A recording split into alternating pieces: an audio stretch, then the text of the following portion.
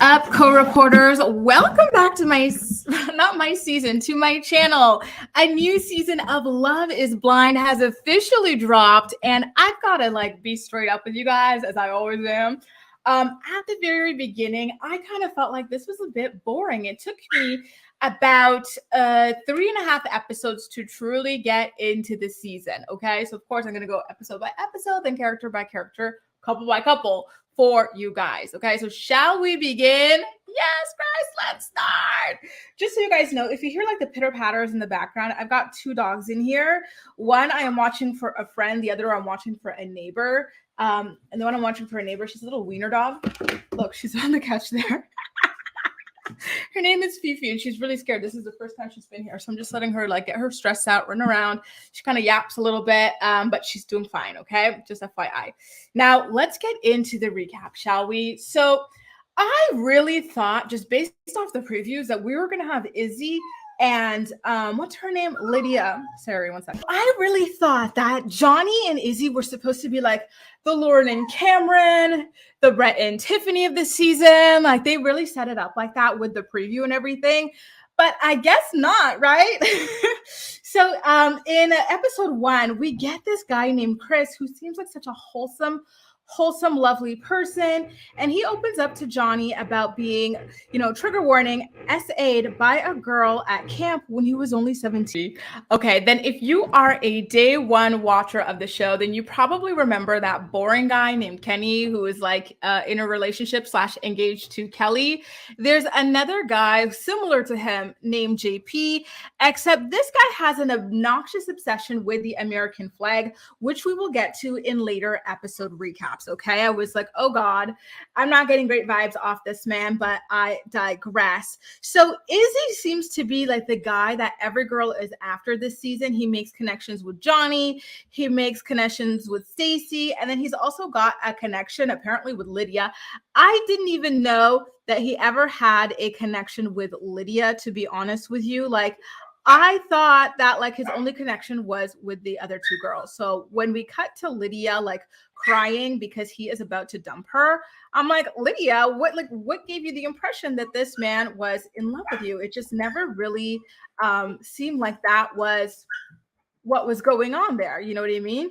But I digress. There always is a lot of stuff that is left on the cutting room floor and everything. And although I did feel bad for Lydia, oh, baby, ça va, tranquille.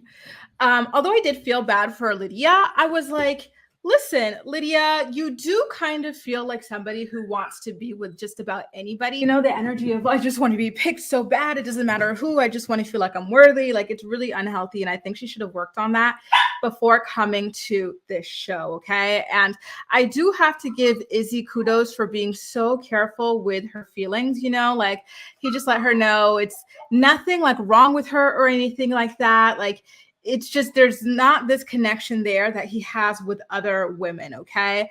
And speaking of other women, there's another girl in the pods named Aaliyah who does a fantastic job of picking Lydia back up when she was bawling about the situation. She let her know that she is just this badass girl who deserves the world and a guy who is sure about her and everything. And I love a girl's girl, okay? So every time you see that in these pods, I am yes, rooting for that girl's girl immediately. You know what I mean? So Aaliyah actually does have a match of her own, and it's a guy who goes by the name of Uche. And Uche is well, first of all, Aaliyah is a nurse, and Uche is a lawyer, okay? And at first glance, I'm like, okay, I really want these 2 to work, but Uche already gave me a bad feeling about him. Although I do want him and Aaliyah to work out, they seem great on paper.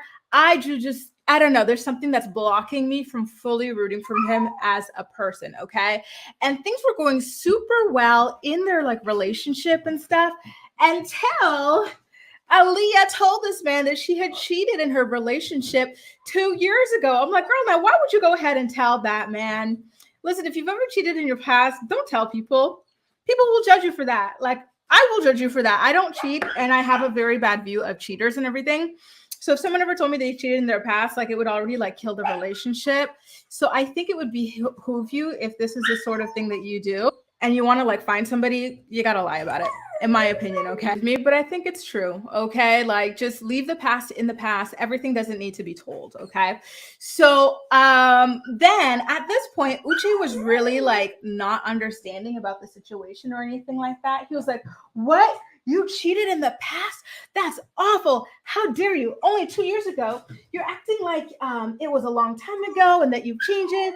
But 2 years is not a long time. So why should I trust you right now? Who would truly think he never cheated a day in his life? But come to find out, sanctimonious Uche, who really dug his claws into Aaliyah, had cheated in his past as well. Now, granted, he was only 18 years old, but 18 years old is still old.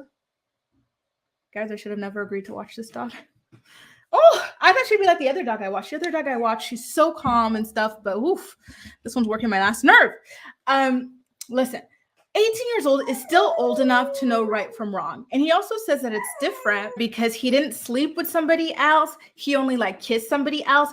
But even the way he said it was just so like unnecessarily mean and like cruel towards Aaliyah, you know? So I was like, okay.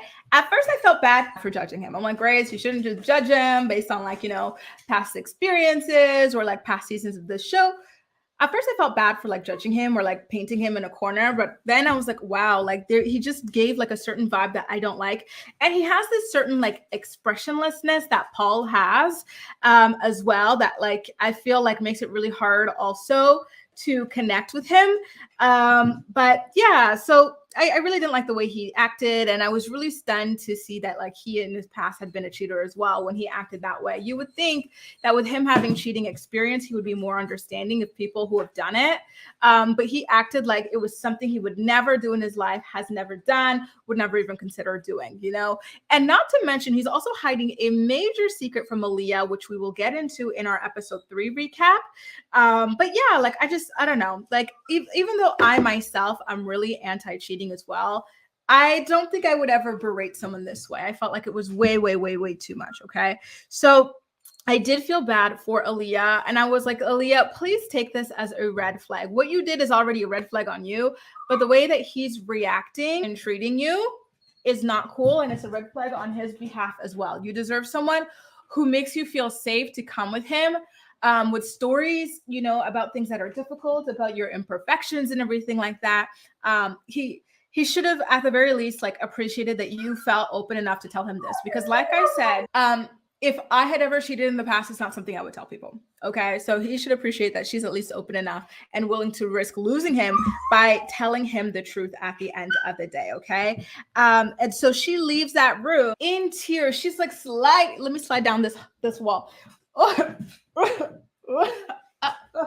You know, she's like sliding down the wall crying. Like, this is a man she's been dating her whole life who suddenly left her, divorced her, left her with the kids. Like, calm it down, girl. And so this time, the girl that she was picking up before, Lydia, is the one who picks her back up and lets her know, like, you don't worry, you did the right thing to tell him. You want a man who makes you feel safe, to tell him the truth, this, that, and the other. Like, she really was there for her girl. And so I felt really like, oh, I really love this kind of like sisterhood, this bond between Lydia and Aaliyah. I really can see them becoming good friends outside of this pod. They are just such a great support system for one another. And it's wonderful to see that in here, rather than the whole like competition, cattiness stuff that can come out and has come out amongst other contestants, other seasons, and this season as well, you know? So kudos to the two of them. And we'll see how that plays out as this season progresses, okay? But in the meantime, you guys, that was a recap of episode 1 of season 5 of Love is Blind. Sorry for the distractions and whatnot. I didn't expect Fifi to be this anxious, but unfortunately she is. She is just doing the tour of the apartment, just freaking out. And I really feel for her. There's nothing I can do to comfort her. I'm trying to pick her up, hug her. She doesn't want that. Play toys. I've given her like treats, but she's too stressed to eat, you know, and it just is what it is. Anyway, make sure to let me know all of your thoughts and opinions in the comment section down below. And as usual, we'll chat. That's all for now. Thank you so much for watching, and I'll see you next time. What's up, co-reporters? Welcome back to my channel. Let's go ahead and recap what went down on Love is Blind Season 5, Episode 2, shall we? Now, I know the title of this video is rather strong about JP making me uncomfortable, and it might be controversial because of the reason why JP makes me so uncomfortable, but I've got to say it nonetheless, okay? But JP's obsession with the American flag to me just is a little bit unsettling. The way that he's always either wearing American flag clothing or he's carrying like a handkerchief with the American flag on it, I don't know. It feels almost like a dog whistle to something rather negative, And I think this has been a very controversial thing for a while now, right? Why is it that certain people are obsessed with the American flag versus others? You don't see people who are in the LGBTQ community rocking the American flag everywhere. You don't see people of color. You only see white people who come from majority, racist areas rocking the American flag. And that's why it makes me very uncomfortable. Am I saying JP is racist? No, but it's just how I personally associate not the American flag itself, but it's just the way that I see people who are obsessed with the flag and rocking it and stuff. I don't know. Something about it just feels a little antagonistic. And it's unfair, right? Because there are plenty of people who are just proud to be American. But there's just something about it. Like, I don't know how to explain it, but it is a whole thing. Like, I'm not the first to say that. I'm definitely never going to be the last to say that either. But yeah, something about it is just ick to me, but we're going to find out sooner or later, because what's done in the dark will always come to light, especially when you choose to put yourself on reality television. So let's start off with Lydia, okay? Like I said in episode 1, Lydia just wants to be chosen by somebody, anybody, even like the janitor of the pods. If he told her one day, hey, Lydia, I want to give us a shot, she would say yes, okay? If the caterer, yes. If the valet person, yes. She just wants anybody. She wants someone to like her. And so she had a connection with she's in her 30s, right? And then she had a connection with a 24-year-old named Milton in episode 1. And she just in episode 2, after getting dumped by Izzy, she starts crying to this guy about how people always overlook her. She's feeling like she'll never find love, like she's unlovable. And I'm like, girl, not you crying to a 24-year-old. I'm sorry, but really, a 24-year-old at our age? No, absolutely not. I just do not see this being a real match, a long-term match, or anything like that. Like, I get that for whatever reason, like men in their 30s feel some kind of connection to women who are like barely in their 20s and whatnot, but I see women as more mature than that. Like, we need more, okay? Like, youth is not this attractive thing to us in like a partner. Like, intelligence, world experience, worldview, like character, like that's what we want. And I don't think a 24-year-old has enough of that for a grown 30-something-year-old woman, okay? Like, I'm just saying, maybe I'm biased because I'm heavily against the idea of me personally dating younger guys. But who knows? So now JP, although I am uncomfortable by his obsession with the American flag, he does tell this very sad story about how his mother used to abusc his sisters and whatnot. Like, she would take out all of her anger on them, but never him. And so he would always go to their rooms to console them after the mom got like through with her damage and whatnot. And I'm like, also, the mom was only targeting the girls of the house, but never the boy. Like, I feel like there's a psychological phenomenon behind that, right? If you're in the psych world, please do let me know what that is. Like, that sounds like it's very deliberate and it's something that's like, can be diagnosed clinically. But I don't know what it is. But yeah, that was really disappointing. But I was happy to hear that he was a good big brother to the best of his ability, because he was a child at the end of the day to his poor sisters. And so after he tells the story, he starts crying into his American flag. And I'm like, okay, like, your story was so endearing, but like, now you're crying into an American flag. Like, picture this, red, white, now picture some blue stars, okay? And you're wiping it on your nose. I'm like, I felt like this was a flag was something you're supposed to honor and respect, not like use as a handkerchief, right? Like, just weird. Like, he gave me the creeps, okay, with this stuff. But I don't know. I guess this is a cultural difference or something like that. So now let me get into Aaliyah and Uche. Remember, in the first episode, she, for whatever reason, told Uche that she had cheated in her past relationship, which was only about 2 years ago. And he was really mean to her about it. He totally berated her and made her feel like a terrible person about it. And then she ran out of that pod crying. Remember, she was, let me get up against the wall again. She was up against the wall, crying and whatnot. And so after she left, Uche was like, oh, like, Aaliyah, like, you know, you didn't have to tell me, but you told me anyway. Aaliyah, where are you? But meanwhile, the girl was long gone because she had sat through him berating her for long enough. And that was it. And after being hyped up by Lydia, she decided to go ahead and give Uche another chance to talk to her about the situation, and so that they could kind of like set the record straight and see if this is something that's going to be a deal breaker or if it's something that they can work through. So she ultimately gets back in that pod, talks to Uche, and again, like, he reminds me of Paul, where like they just have very flat voices, flat faces, like they're there, you know, like, first of all, he kind of acted like he didn't do anything. She was like, oh, like, I really didn't appreciate the way that you like berated me or this or that. He's like, I don't remember berating you. She's like, yeah, but like you said a lot of things and you just kept going on and on. She's like, well, if I did say that, I apologize. I'm like, girl, this man is so cold. Absolutely not, right? Like, he denied treating you the way he did, but we all saw the way he treated you. Like, this was something that united Love is Blind watchers across the field. Nobody likes cheaters. Okay, I hate cheaters, but and I never feel bad for them if they get cheated on in like their next relationships and whatnot after like screwing somebody over. But even I felt terribly for Aaliyah with the way that Uche was speaking to her. So for him to deny that he even like spoke to her like poorly or whatever was just absolutely ridiculous. Okay.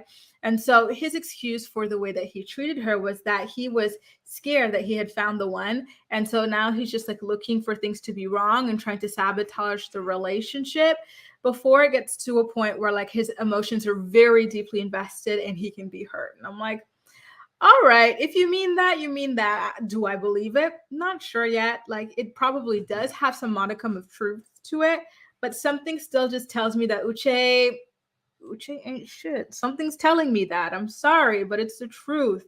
And I get on here every episode recap to tell you my truth. So one thing I will say, though, is that he does apologize to Aaliyah for not fostering an environment for her to feel safe talking to him. And I was like, you know what? God, that is a good, proper, strong apology. Now we have to get back to this Johnny girl, okay?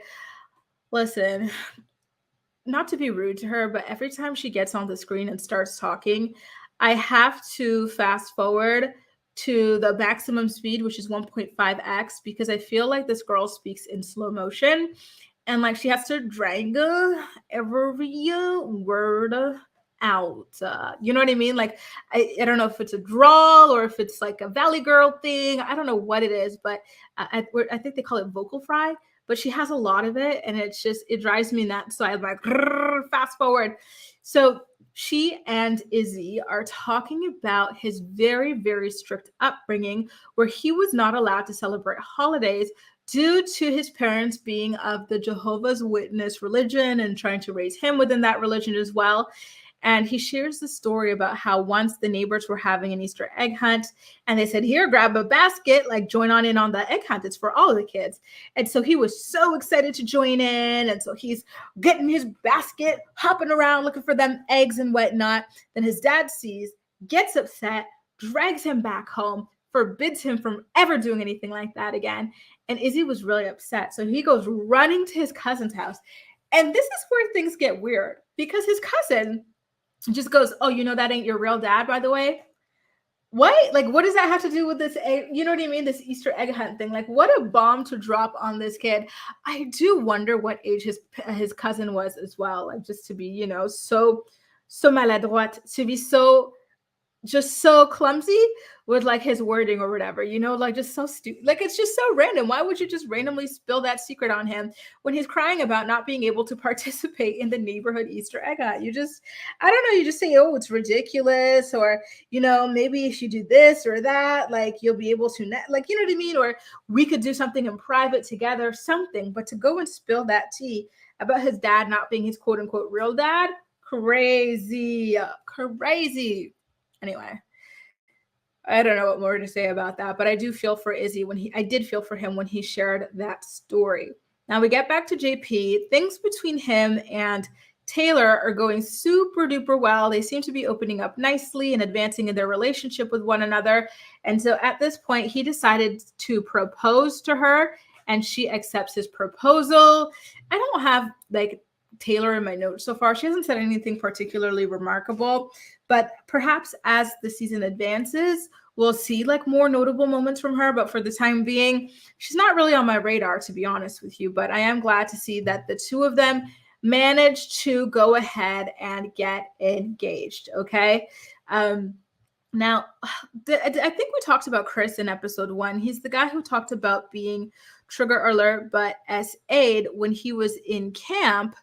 And so he falls in love with Johnny. Okay, he really likes her. They've been having really good connections. He opened up about that really traumatic moment in his life and whatnot. And he wants her to be his wife at this point too. He's just talking about this. And Johnny at this point, she's like, she couldn't feel any more different, right? She's basically saying that she only sees him as like a good friend. And I don't know. My heart broke for him because he seems like a really genuine person who's gone through a lot of trauma and just wants to like find his person at the end of the day. And I think people like that are rare. People who genuinely want to find someone to settle down with, especially when you are on reality TV. Like as far as reality TV stars go, like this man is super duper genuine, or at least it appears that way.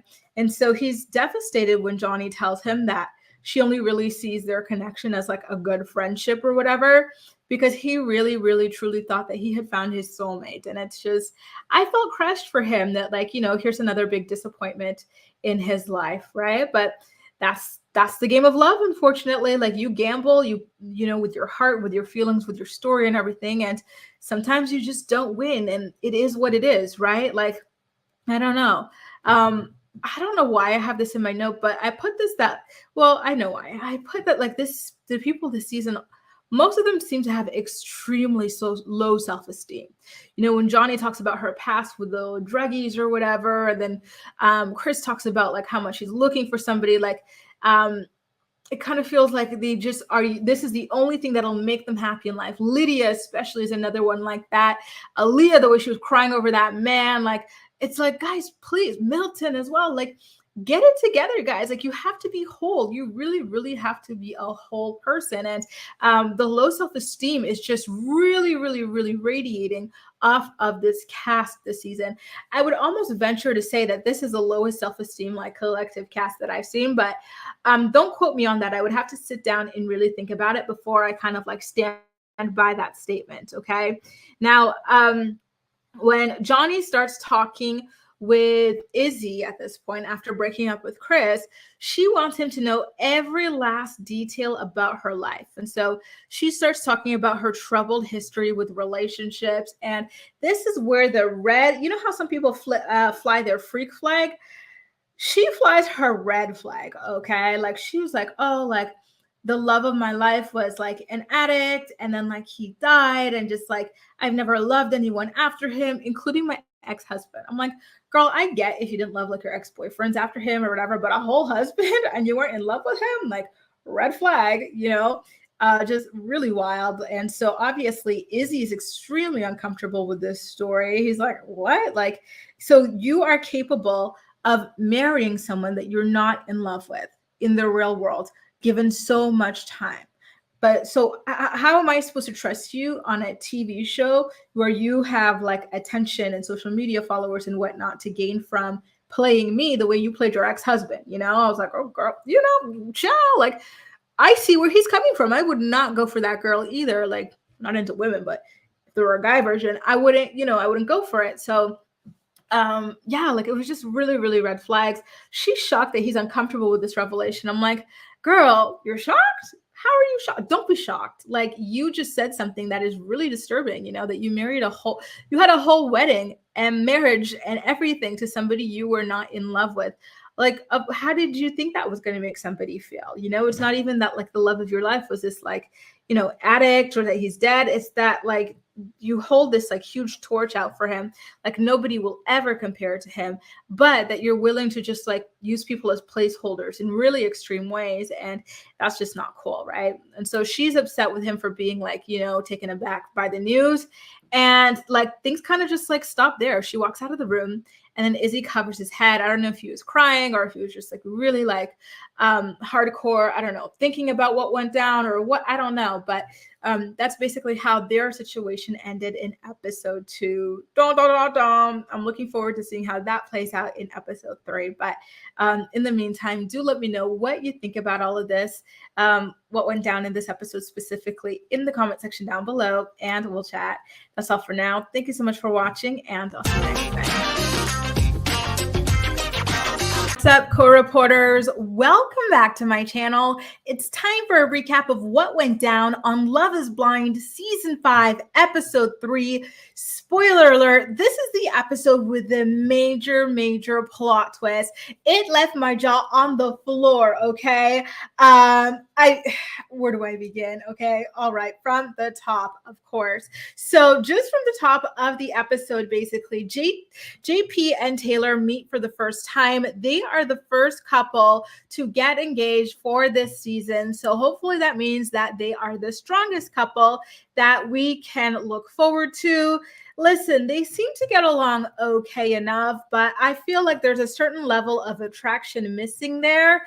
Perhaps from Taylor towards him. Like, I think she's trying to convince herself that she's more attracted to him than she is. And it's not looks based. I think, well, although she did mention something about him having a gap in his teeth. Mind you, I didn't notice the gap. I guess I'll have to look closer next time. But I think it's just the fact that he's kind of like just there. Like, he's very boring. He sits there. She's trying so hard to like make conversation with this guy, be funny, do all these things. And he's just there like, yeah, that's great. Like, that gets old really quickly. And like, ladies, how many times do you have to carry these combos and like, you walk away thinking, wow, that was great, until like you sit on it for a while and realize, wait a minute, I'm great. I'm the one that had all the energy. I'm the one that came up with all the topics. I'm the one that was like, charismatic, not this guy. I think it's going to be that kind of a situation. I think that Taylor probably needs a guy who's a lot more charismatic than JP. But again, I could just be projecting there. Okay. So we're going to have to wait and see how this relationship unfolds. Next up, we've got 24-year-old Milton opening up to his love interest, Lydia, about him having scoliosis and worrying about ending up alone and in a wheelchair with no one to love him.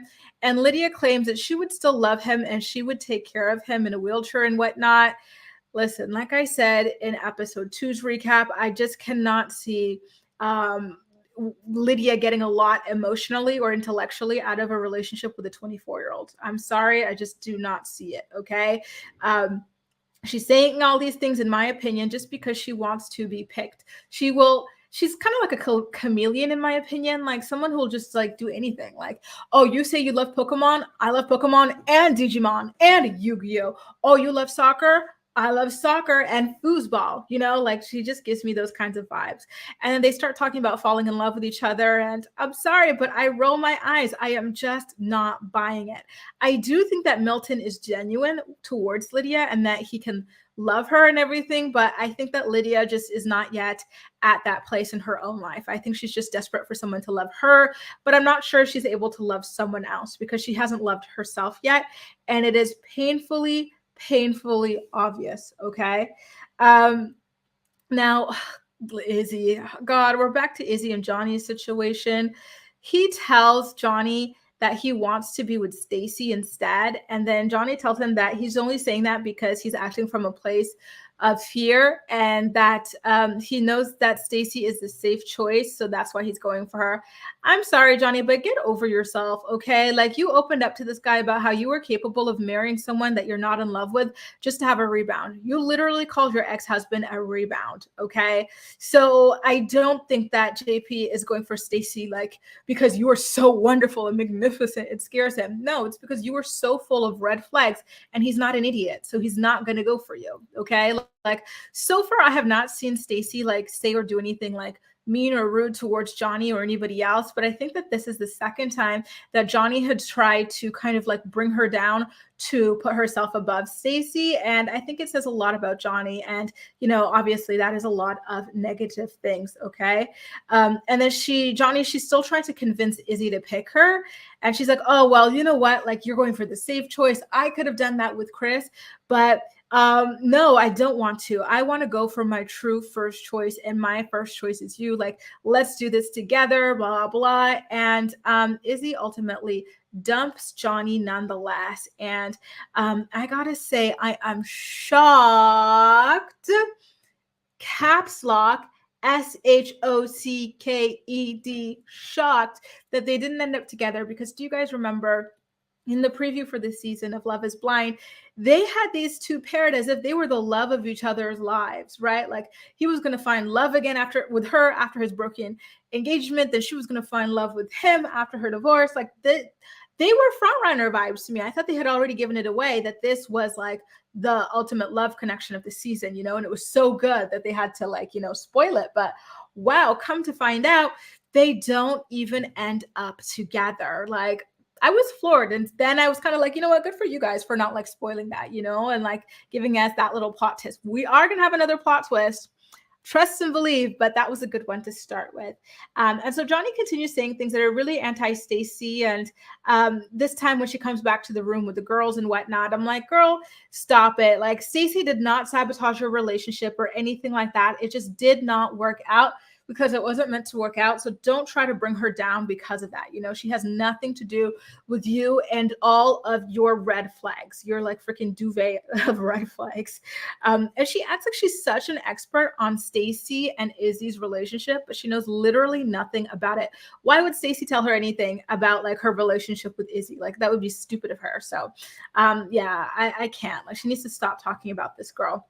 Anyway, speaking of Stacy, she's next up to have her date with Izzy, and they talk about falling in love with each other. But I guess Stacy's a bit more reserved, so she doesn't want to say love yet, but she is open about the fact that she is falling for him as well. So do you guys remember how Johnny had dumped Chris in episode 2? Well, now that she has just been curved by Izzy, she goes on another date with Chris, and she explains she's trying to like save a spot on the show. It reminded me of season 1 when Jessica went for Mark after getting dumped by Barnett. She's like, oh, baby, I was confused. I was manipulated, baby, but you were the one for me. No, everyone does this every season. I think Shayna did this with Kyle as well. Like, there's so much of that. And so, of course, season 5, here we go again. Johnny, she tries it on Chris, and she's like, I was just so confused. Like, I'm always going for unemotionally unavailable guys. I thought you were kind of like the boring safe choice, and I need to kind of like work on this. And Chris is like, what? You're calling me boring? I am offended. Like, what? I don't know. I gotta be honest with you guys. Like, Chris, he's endearing, but he just seems like someone who's not happy. Like, you see it in his face, you hear it in his voice. I don't think Chris is happy. I would even venture to say that he seems depressed to me. So I don't know that it was wise to do this show at this point in his life. Like, I feel like there's something deep going on with him, and it makes me concerned, to be honest with you guys. Like, I like him and everything, but that's just something I can't shake every time I see him on the screen. I just feel like he's not happy. And listen, life is hard. He's opened up about some trauma that he's gone through. perhaps that could be what's like still weighing heavy on him. But, I do hope that he's able to work through that as well. So now I have to admit to you guys, because I do, and I mentioned this in the episode 2's recap, I felt like he had like really low self-esteem, like most of the other people on this season. So it felt like Johnny was going to be able to worm her way back into his life with this, like, oh, I'm so sorry. You were the right choice the whole time. I'm always choosing emotionally unavailable men because of this, because of that. But thank God he did not like fall for the bait. Like the second choices always fall for the bait. Mark fell for the bait. Who was second choice in season 2? I think it was Kyle who fell for the bait. Season 3, who was it? I can't remember who was even in season 3. Season 4, it was Bliss. Like there's always someone falling for the bait of being like second choice or whatever. And so I really thought that Chris was going to go for it. But thankfully he's like, he wasn't going for it. Johnny was so desperate to be engaged to this guy that after pouring out her heart to him, that like she had just dumped him the other day because she felt like he was boring. She's like, so do you think we're ready for an engagement? Girl, what? Why would he be ready for an engagement after you just dropped this bomb on him and you dumped him the other day? What? Like, she's so unwell. I'm sorry, girl, but you need help. You're really weird. So anyway, speaking of kind of weird, Aaliyah and Lydia. Okay. I liked this friendship at first. I said it was awesome. They're both girls, like building each other up and whatnot. But then it starts to get like dramatic. I'm like, why are you guys always dramatically crying? Like you're within an inch of your life over these people that you don't know, you've never seen, you've been talking to for a couple of days. Like you guys seem unstable as well. Like stop. She's like, Lydia, I'm so scared. This is not like, a horror movie. This is just like a dating relationship, whatever thing, okay? Of people that you've never met, you don't know. It's only been a couple days. If it doesn't work out, you're gonna survive, Aaliyah. Okay, you're a nurse. You've seen a lot worse than this. You're gonna be fine, like just the dramatics was too much for me, and like if you're this freaking, should I say triggered or affected? I think affected is the word I'm looking for, by someone you literally do not know, that you're like sobbing all the time, sliding down walls and I'm scared. Like you might need to like work on yourself a little bit more before participating in a show like this, because it's giving unstable. So anyway, she has her date with Uche again, and he shares a romantic poem that he had written for her. And this is something that they had connected on. They're both poetry writers and lovers and whatnot. And she really appreciated the poem that he had written for her, and told him that she felt a lot of trust and honesty with him. And Uche decided to give her a reason not to feel that trust and honesty with him, because guess what? It's time for the ultimate plot twist to be dropped on our poor Aaliyah. Uche at this moment tells Aaliyah that one of the girls in the pods is his ex. And then we get the drum roll, the tenseness, the this, the that. And he goes, it's Lydia. And I'm like, oh no, not her pod bestie. What are the odds that Uche has an ex here? And the ex happens to be his number one contender's pod bestie. Like all of this just fell into place a little too perfectly. We don't get details of his relationship with Lydia yet. We're going to get that in episode 4. So subscribe now if you haven't already for a video on episode 4. But oh my God, the way my heart dropped for her, I'm like, all right, Aaliyah, now this is a pretty good time to actually do your dramatic crying for once, okay? But my God, I just cannot imagine how I would feel. It's like, if it's anybody else that you're not connecting with, whatever. But the one girl that you've been crying to about this man day in and day out, that you consider to be your bestie, your sister, your mama, like your ultimate support system, foul. I would feel so freaking violated, not only by Uche, but by Lydia as well. I'd be disgusted, to be honest with you. I'm like crying my heart out over this man. Meanwhile, you've experienced this man, you've dated this man, and you're not even telling me. Like, I would feel so stupid. And I don't like to feel stupid. But wow. Guys, what did you think about the plot twist? Do you think they did it on purpose, let both Uche and Lydia on the show? Because I know they do extensive background search on, like, dating history and whatnot. And if they dated very recently, it doesn't make sense that it wouldn't have come out from either of them. Either way, make sure to let me know all of your thoughts and opinions in the comment section down below. And as usual, we'll chat. That's all for now. Thank you so much for watching, and I'll see you next time. What's up, co-reporters, and welcome back to my channel. Listen, I have to say, first of all, to myself, I'm proud of myself for getting all 4 of these filmed in one sitting. Wow, this has been incredible. So let's get into what went down on episode 4 of season 5 of Love is Blind. So we pick back up with the big plot twist secret, which is that Uche had actually dated a different Love is Blind contestant before coming here to appear on the show.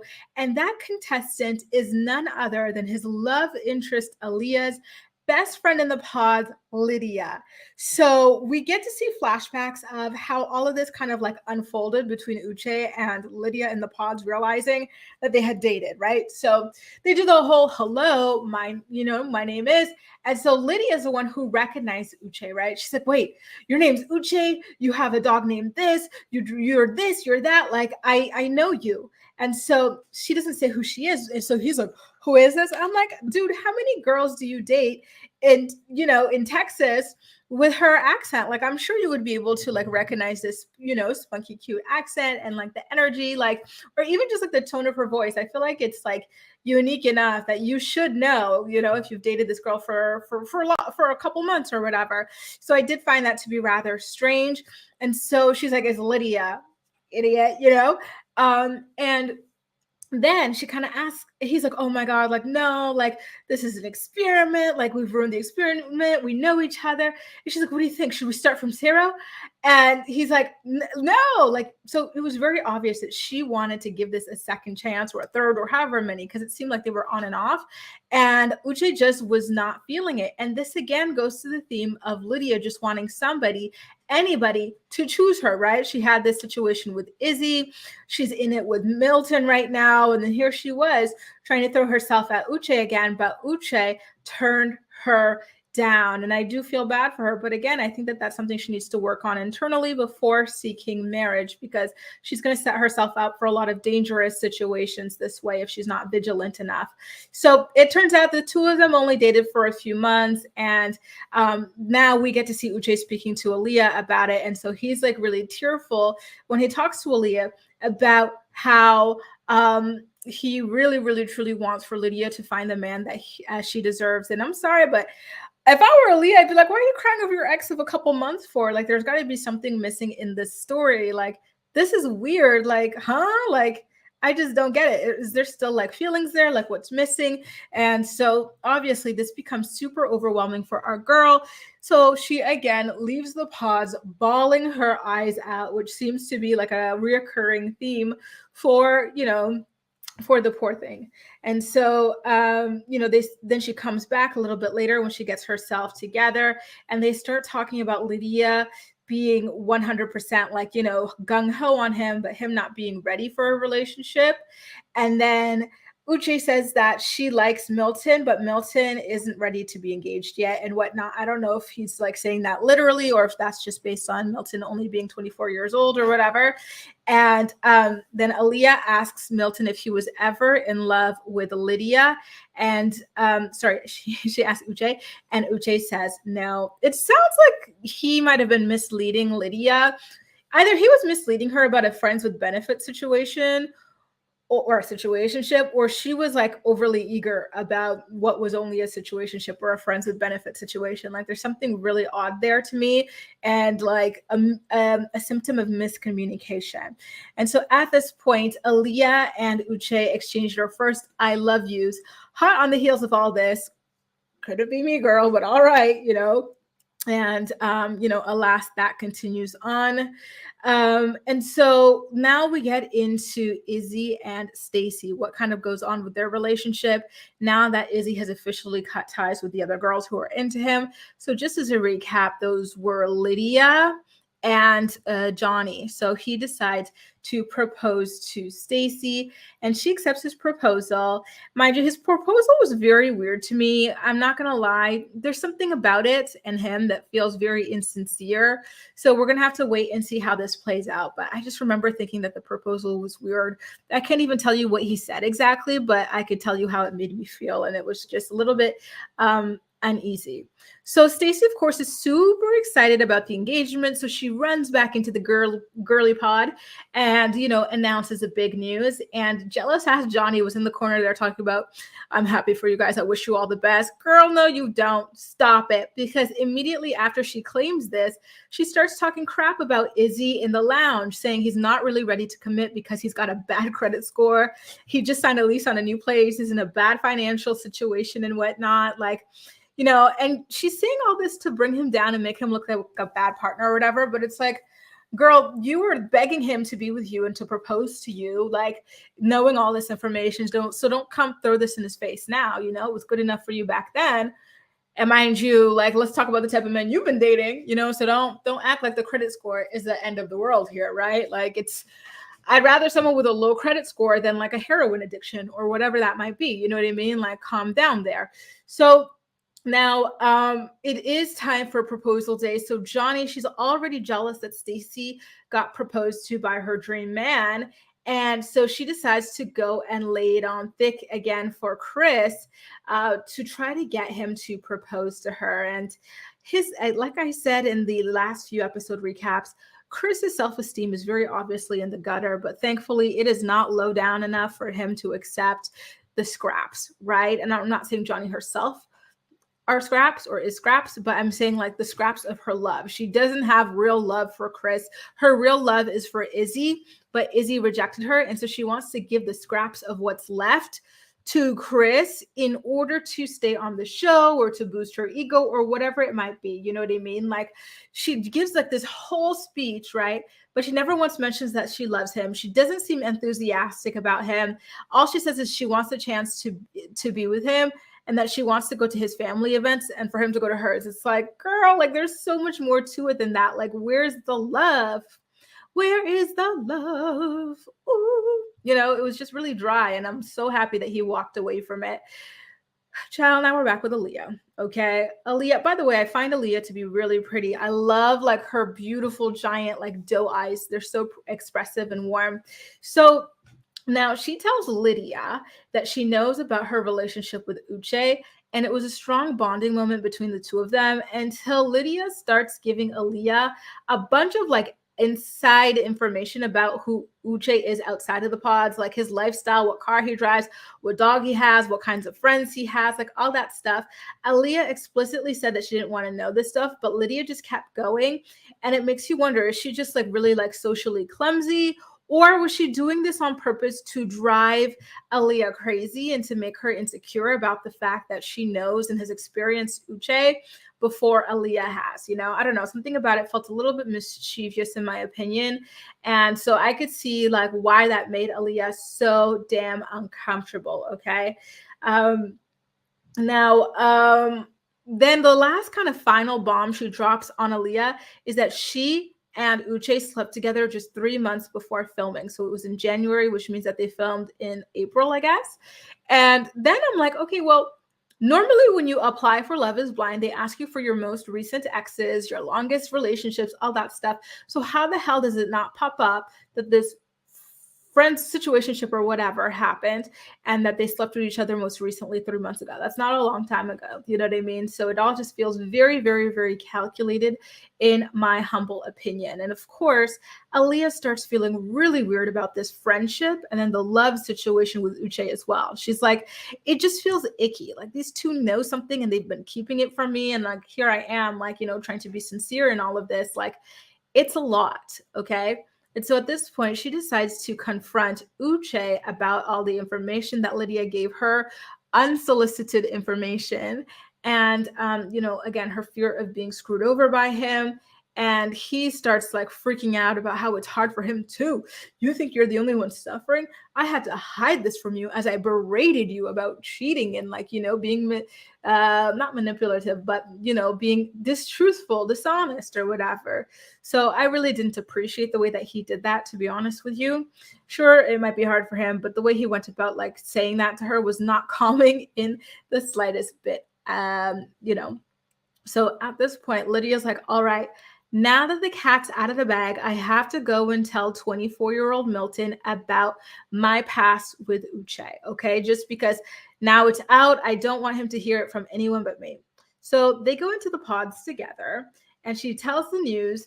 Milton, he claims to be indifferent to the news, but he acts anything but. Like, he says that he's like irritated that he's been thrown another curveball. She asks what the other curveball is. And I guess maybe it was the Izzy thing, but I don't remember what he said. It didn't feel like he had like a strong curveball to like name or anything like that. And then he starts giving her a bit of the silent treatment as she like repeatedly tells him how much she loves and cares for him and whatnot. And I'm like, ooh, not the silent treatment. Like, that's not nice. That's not mature.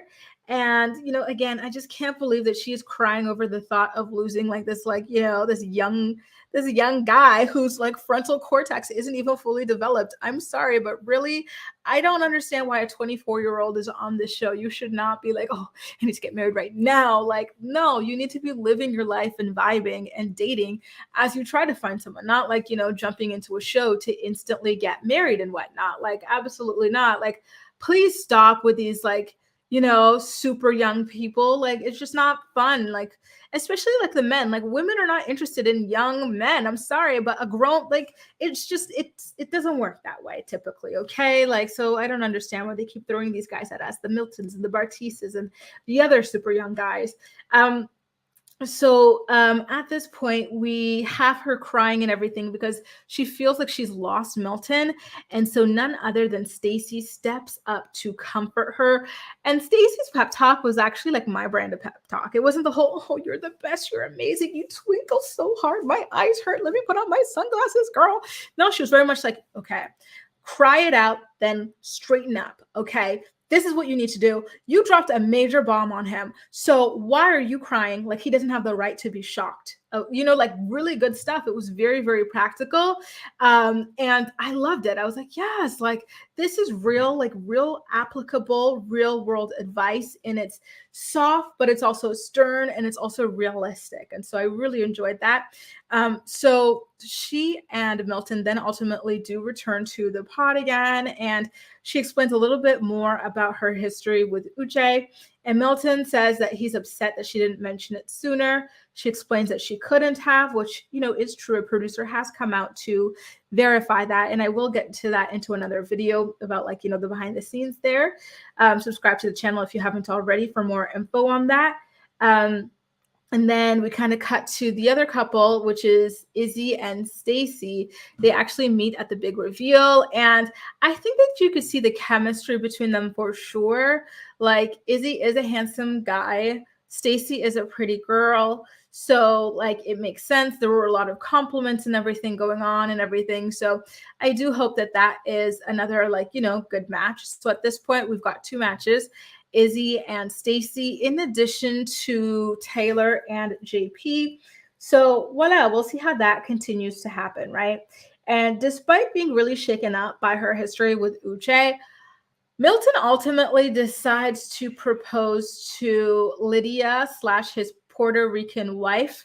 He wants her to be his Puerto Rican wife forever. And so she, of course, says yes. And I say, of course, because Lydia would have accepted a proposal from anyone. She just wanted a proposal, any proposal. And she finally got it. So good for her. Then we get to see Uche and Aaliyah. After all the drama that's gone through them, with the whole Lydia being his like ex-girlfriend stuff, Aaliyah constantly bawling her eyes out, the exchange I love yous. At this point, he's like, okay, the worst is behind us. Like, we've been through so much in such a short amount of time. So why don't I go ahead and propose to this girl? He goes to the pods. Hey guys, what are you doing? Oh, nothing. I'm on my way to the pods to go propose to Aaliyah. Gets there, sits down. He's like, Hey, Aaliyah. Nothing. Aaliyah. Still nothing. Hello? Then he's like, huh? And then that's when a producer says, Uche, Aaliyah is not coming. She has left this experiment.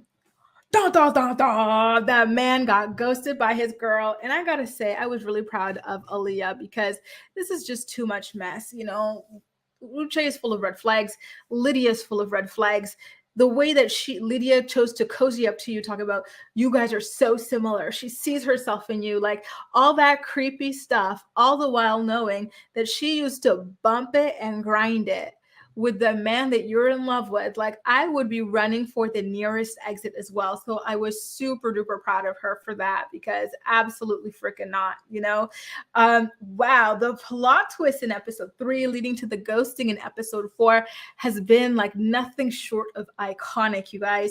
It looked like from some previews we will be seeing a Bliss and Zach style sit down between Uche and Aaliyah, but I truly hope she stands her ground and refuses to come back for him, because that guy seems like he's a lot more trouble than he's worth. From the way he scolded her about like the cheating stuff to the way he really seemed to come off in his like situationship with Lydia and whatnot, I'm getting very detached, cold vibes from him that I would want nothing to do with if I were her. And I do think she's a smart girl. And I hope that she's a girl or a woman who knows that she's got options. There's nothing more dangerous than a woman who knows she's got options. And I truly hope she's one of us, so that she just refuses to settle for this. It's just too messy, it's too dishonest, and it's too creepy. So, well, I really hope it plays out like that, but you never know. Perhaps she wants to rake in some followers to make some of that influencer moolah when all is said and done. I don't know. Anything can happen. Maybe Uche can sweet talk her back into the house. Hopefully not, but perhaps yes. Guys, what do you think is ultimately going to play out? And would you have pulled the same move that Aaliyah pulled of ghosting Uche at the end of all this, ghosting Lydia as well? Make sure to let me know all of your thoughts and opinions. And what do you think about Lydia and Milton being engaged? Is that going to work out? Make sure to let me know all of your thoughts and opinions in the comment section down below. And as usual, we'll chat. That's all for now. Thank you so much for watching, and I'll see you next time. What's up, co-reporters? Listen, this video might piss some of you off because I know that people like to be very much like this person versus that person. This person's great, so this person's horrible. This person's terrible, which means that this person can't also be terrible. But I am really inviting you guys to consider the fact that perhaps most of these people freaking suck, okay? And of course, that is in reference to Aaliyah on episode 5 of season 5 of Love is Blind. Okay, so let's get into all of the stuff that irritated me about her this episode, in addition to a full-blown episode recap. So at the very top of the episode, Uche announces to the rest of the guys that Aaliyah decided to ghost pretty much and no longer continue with the experiment or anything like that. And they all speculated on what could have happened because according to Uche, everything was all well and good. They exchanged I love yous in the pods like last time he heard from her, and then she just didn't show up. And I gotta say, he did seem to be genuinely dazed and confused. So I don't think he's acting or anything like that. And then he insists to the producers that they reach out to Aaliyah because he wants to get some kind of closure. So they call her up. And so she explains that the reason that she left was because of her discussion with Lydia, where she told Lydia that she could have Uche if Uche doesn't propose to her by the end of this experiment. And Lydia was pissed off. She was like, F you, I don't want him. And so they got into a fight pretty much.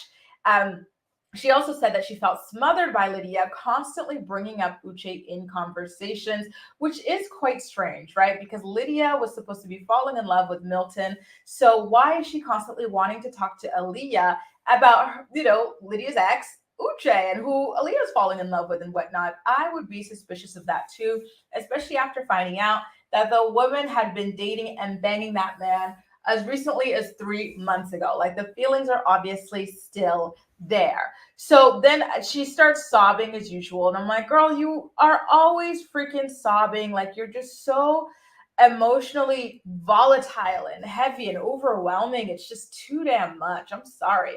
And then she tells Uche that she still loves him and wants him. And he's like, then why aren't you here if you feel that way?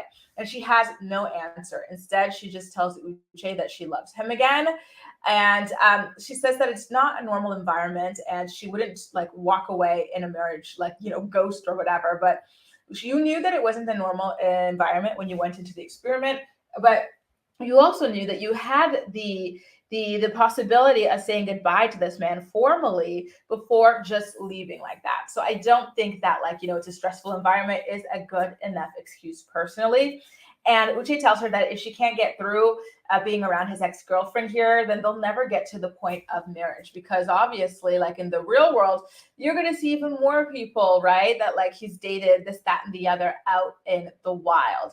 And so at this point, Aaliyah then starts talking about Lydia again. She's like, Uche, how do you know that Lydia didn't like see an email on your computer or something when she was, dating you or whatever, or like, banging you or this, that, or the other 3 months ago, saying that you were going to be doing this show, and that she then decided to follow you onto the show and whatnot. So she really starts like putting out the Lydia is a stalker narrative. And so Uche, one thing about him when he's talking to Aaliyah, like he's got no emotion on his face, whatever. He's like very, very blank, but you can hear it in his voice that he's angry. And it's very jarring to me, like, I don't know, I'll do an example. So people like, you can't just walk away from people in real life, in a marriage. It's not going to work like that, Aaliyah. And it's like, he's angry, but the face is giving you nothing. And it's just very, I don't know, it's very interesting to say the least. And so after Aaliyah brings up the possibility that Lydia followed Uche onto the show, he's just like, listen, it was really terrible of you to leave without even writing a letter to say goodbye. And I agree with him. Like, that was super ice cold. I know he's getting a lot of criticism for being really like angry towards her and not really empathetic towards her positioning.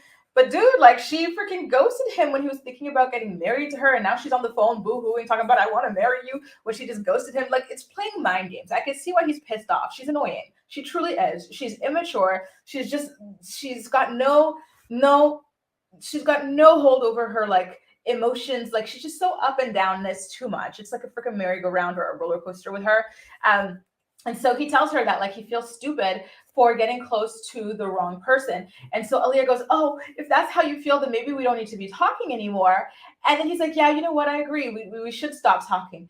And then guess what? Exhausting ass, unstable ass Aaliyah says, oh, well, how could you say that, Uche? Like, don't make that decision right now. It's too soon to make that decision. It's like, girl, you're the one who literally just told him that maybe we don't need to be talking. And he took the, I guess you were trying to like put out bait just to test him, this, that, and the other. He took the bait. He said, all right, he called your bluff. And now you're trying to flip it on him and act like he's being rash by agreeing to something that you freaking propose. Like, she is too much. She is, I think Uche is not a good match for anyone on the show. I think Lydia is kooky as well, but I also think Aaliyah is kooky. The three of them are attracted to each other for a reason. They're all nuttier than squirrel shit, okay? So let's get into Milton and Lydia. So now they're moving into their villa. All the couples go to Mexico, and I gotta say, like, Lydia said something that like really rubbed me the wrong way. It's not about her, but it's about Milton. She says that Milton told her that he's gonna teach her like English. And I don't like that. I'm like, she's already fluent. Like, she makes mistakes, yeah, but they're like very minor mistakes. Like, what she means. Like, so the idea that he's telling her, oh, I'm going to teach you English. How many languages do you speak, Milton? Because don't go there. So he says that he was nervous at the reveal, that he looked super young because he had recently shaved his face. And I'm sorry, but even with his little mustache or whatever he's got going on there and the stubble, he looks like, and even though he's tall, he looks like a kid to me. When you put like a kid on top of the shoulders and then you put on that big Inspector Gadget trench coat and try to get into the movie theater with like the children's discount? That's what he looks like to me. But I guess Lydia's into it. There's a lot of physical chemistry between the two of them. They couldn't stop kissing each other on the mouth. And I guess his height helps her kind of like see him as like older or like, more I don't know, masculine or whatever, because he is 6'7" after all. And now Izzy, oh Lord, let me tell you, one day Izzy's gonna blind me with these fluorescent teeth. They're truly fluorescent. They're just very unnaturally white. And he's got a beautiful smile and everything, and he loves to smile, which I think is a great quality. But please tone down whatever the hell you're using on your teeth, sir, because it's too much. So I do also want to tell you guys, back to Milton and Lydia. I have been fast forwarding the hell out of their scenes together because they could not stop making out. It's literally like two high school kids, and it's just disgusting. I'm over the sounds and the this and the that and all this sexual innuendo. It's like, you guys act like you've never gotten laid before. Sorry, I didn't even realize that I had my mic on the ground. They act like they've never gotten laid before, and they need to kind of like calm it down, in my opinion. But I digress. Listen, it's still new energy. They're just meeting each other for the first time, like after falling in love and whatnot. So I am going to give them a little bit of grace there. So now let's get into everybody's favorite couple, and I hope you can sense the sarcasm in my voice there, but. Taylor and JP are having a really difficult time connecting since meeting up. And she just keeps on telling him that meeting in person is awkward. Like, so, like it was overkill. Like, we get it, girl. You find it awkward, but oh, please. So I'm going to be honest with you. At this point, I am certain that she doesn't want to marry this boring ass flag obsessed man. And he just keeps on staring at her. He's got literally no personality, no jokes, no opinions, nothing. She'll be talking to him and he'll just be like this. Oh, how do you think about the weather today? That's nice. Like, oh, how do you feel today? Good. He doesn't even like expound on things, to make a conversation interesting. He won't be like, oh, like, I feel great. I woke up with a little cramp in my neck because I slept funny. And then she could like bring, and then the conversation keeps going. He'll just be like, I woke up great. Like, he's just really, really freaking dull. So I understand why Taylor feels like meeting in person is awkward. And she keeps telling him because she's got nothing to talk to him about, And so a normal person would be like, oh my God, like, what do you mean? Like, what's like, what can we do here? Like, what are you feeling awkward about? Myself, I've been feeling awkward about X, Y, and Z, but like, I want to reassure you that like, I like you, I love you, or something like that. But he's like, awkward, eh? Why could that be? He's just, it's a lot. I would be scared to sleep next to this man who just stares at you and doesn't say a single damn word. So, now, Stacy and Izzy, they wake up in bed, and her first order of business is to let us know that Izzy is packing. Okay, and I'm like, all right, girl, go ahead and advertise that to the trifling biddies that are going to be in his freaking DMs, thanks to you, letting them know that he's got that heat. But it's, oh, you know what? I'm not even going to say that joke about, No, I'm not going to say that joke. So she also lets us know that she clogged the toilet on their first night. I'm like, oh, Lord, that room must have stank the next morning because it was all night that her crap was sitting in the toilet, which is absolutely disgusting. I don't know why they didn't call the service from the hotel to like fix it up like immediately. I would not be sleeping with poop in the toilet. Sorry. And I gotta say, and I know this becomes a sensitive topic in the next episode, but I really want to say this for Taylor. She is so beautiful without makeup. I just, she wakes up the next morning, she has no makeup on, and I'm like, oh my God, she's so beautiful. Like, because I remember like we were seeing her in the pods, this and the other, and I don't remember thinking anything about her one way or the other. But like now that I saw her without makeup, I'm like, wow, like she's so pretty. So that was definitely something that stuck out to me. And I wrote down my notes for this before it was even brought up in the following episode. So she also brings up the fact that JP doesn't talk. And, apparently when she brought this up to him off camera, he tells her, you can do all the talking. And she's like, well, that's not going to work. In a relationship, two people need to talk, communicate, like bounce off each other and stuff. But he wants to stare at her, and it's so weird. And I'm like, she keeps on trying to like push conversations with him and ask him questions. And I'm like, girl, no, you need to make him as uncomfortable as he's making you. If he starts staring at you like this, you got to start staring at him like this. This is going to lead to more of this. We're both going to be uncomfortable. Like, what the hell, Stop trying, please. And so at this point, she's talking to Stacy, I think it is, about, how she feels like she made the wrong decision, and she's like really crying. And I'm like, okay, well, no wonder she's overcompensating with all that kissing. She keeps kissing that man. I'm like, girl, what you kissing him for? You don't like him. And the way he kisses, it looks painful. It's like being pecked by a bird. He goes, and I do have to say that the pacing of the show feels off. It feels empty because we've only got 3 couples as well, and I do want to point out something as well. So Stacy, she was talking about like all the guys and whatnot because they're all together now at the villa, and she called flag loving JP a good old boy. And I was like, that is very telling, Stacy, because remember, Stacy, just like everybody else, has dated JP. They all dated each other in the pods. So maybe he told her some things about himself that scream good old boy, proud boy, that type of a vibe, that we were already getting from him and his flag obsession. That really stuck out to me. And I'm like, all right, thank you, Stacy, for confirming what I already thought. So now let's get to Izzy. This guy, I'm sorry, but he's such a prick. He truly, truly is. He pulls Lydia to the side to clear the air about like their breakup. And he's like, oh, I still think you're like wonderful and stuff. I didn't want to hurt your feelings, but like, it's not that we didn't have a connection. I had a stronger connection with, and he just kept going on and on and on and on. This man loves the sound of his own voice.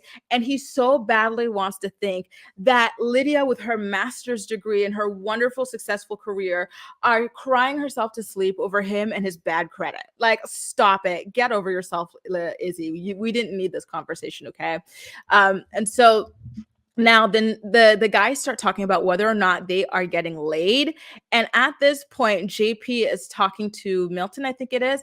And he's like, he said that he didn't have intimacy with Taylor the other night. And he seems surprised. And I'm like, how delusional can you be? Like, do you really think that sitting there like that with no freaking personality, like no conversation, is gonna make her want to bang you? Like, what do you like? What? Like, I could just picture him in the bed, like, so are we gonna do this? Like, he just stares at her the whole time, and it's so uncomfortable. Of course, she doesn't want to sleep with you. What have you done, JP, to make her be attracted to you? Like, you've done literally nothing in that department, okay? So anyway, Taylor, she's talking to Stacy, and she's like, I just don't even feel comfortable around him, which is so normal because, again, all he does, stare. So obviously you feel weird. Every time you turn around, imagine you're just like, shaving your armpits, and you turn around and someone's just staring at you, they don't say anything. And so she's like, oh, like, I feel like I made the mistake of saying yes. I liked him so much better in the pods. And then later she talks to JP himself, and she's like, listen, I feel bad because all of these other couples, they seem to be like connecting so well. And I just don't see that with us. And like, obviously she's devastated because she seems serious. She really wanted to get married and find her soulmate and stuff, but she got stuck with a man who does nothing but stare at her. And so then at this point, they're like by the water as they're having this conversation, standing up. And she's like, he didn't say anything in response to that. He didn't say, oh, I want to step it up, I want to do this. He goes like this: don't give up on me. Don't give up on us. And so she's looking at him like, And then like there's like these like birds on the rock and stuff. And so she's like, wow, look at the birds, like, and like, again, another opening for him to like bring up conversation and be, say something. He's like, he didn't say anything. I was like, all right, girl, pack it up. This is too much. One day of this is already too much. It sounds like absolute torture. You are strong. You are a stronger girl than me. 3 hours and I'm good. All right, pack it up. Where's my bag? Where's my flight ticket? I'm not dealing with this, okay? Anyway, guys, that does it. That's a recap of what went down on the 5th episode of the 5th season of Love is Blind. And as usual, I'm more excited to hear what you have to say about everything. So please make sure to let me know all of your thoughts and opinions in the comment section down below. And we'll chat. That's all for now. Thank you so much for watching, and I'll see you next time. Okay, it's time for a recap of episode 6 of Love is Blind. And I'm going to be honest with you guys. This episode pissed me off. And I apologize in advance because if you're a longtime watcher of my channel, then you know I hate swearing. I only swear when I'm really fired up about a subject. And I hate when I do it. But sometimes there's no other way to convey my expression and my angst other than just swear. So I apologize. But okay, so in this episode, JP pissed me off so bad. I wanted to jump through the screen and beat him with my microphone because what the hell is wrong with this man? I from jump did not like this guy. Okay, he gave me bad vibes. And then we finally got to see him interacting with Taylor, and he was just so weird and just strange and just all the time. You know, with all his like staring at her. You know, she would try so hard to make conversations with this lame ass man, and all he'd do is stare at her all the time. And she finally gets sick of it, and she's like bringing it up constantly. And all he says is, I don't want to end this. Don't leave me. Like nothing of substance. He never says full sentences, just like 2-3 words at a time. And it's so irritating, right? So they're talking again about the next day about how he needs more time to come out of his shell. And he's going to do that when they move in together in Houston. And I just don't believe it. I'm like, if you can't really even put together more than 2 words at a time, why the heck should I go pack my things up and move in with you just to freaking like struggle with like how hard it is to have a conversation with you? Absolutely freaking not. And then Taylor, she's not convinced. And JP just looks at her and goes, don't give up on us. Like as usual, he just does that all the time, stares at you and gives you 2-3 words, then stares at you again, you know? Now, then we get into Izzy and Stacy. Listen, like, I like that they're happy with each other, but again, like Lydia and Milton as well. And I mentioned this in episode 5's recap, but they're just laying it on too thick with all the like sexual stuff. It's annoying. It's too much. It's uncomfortable. I have to keep fast forwarding. Like, it's weird. Okay. I get it. You guys have all these butterflies, this, that, and the other, but like, it feels like they go out of their way to let us know that they have sex. And it's like, okay, like we get it. It's fine, you know? So anyway, it's bedtime now. We're back to the drama between JP and Taylor at this point. And this is where things get freaking disgusting. Okay. So Taylor once again has to be the adult in this relationship because JP is a vacant shell of a human who doesn't bring up any kind of conversation, literally nothing. And so she confronts it again. She's like, I feel uncomfortable being in bed with you right now because we don't talk. It's weird. Like, what are we doing here at this point if you're not even going to make a freaking effort to have a conversation? And then JP is just sitting there. He's like, stop making it awkward. It's only awkward because you keep letting it get awkward. It was only awkward day 1, but it shouldn't be awkward anymore.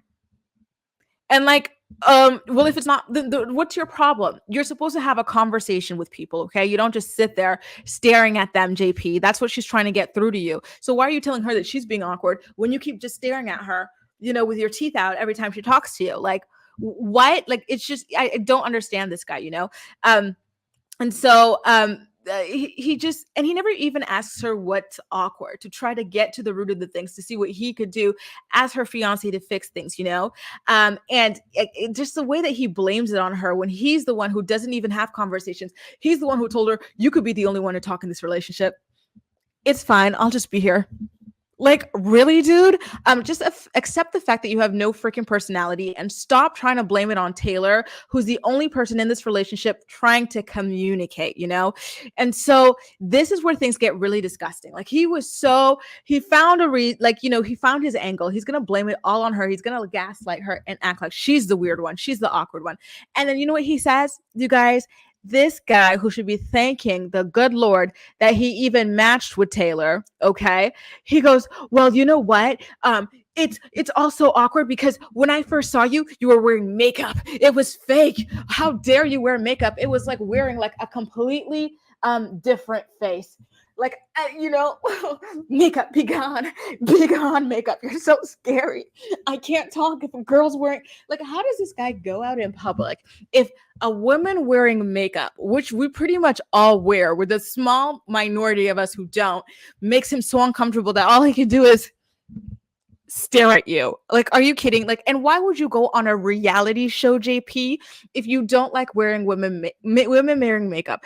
Like, you watch TV. I'm sure you realize as you're watching that the majority of these women wear makeup because cameras are so damn harsh and people are hard on us for our appearances, Um, and then he literally describes her makeup as a caked up face, false eyelashes, ungodly. Well, I added the ungodly thing, but that's literally what he sounded like. He sounded like freaking off his rocker, okay?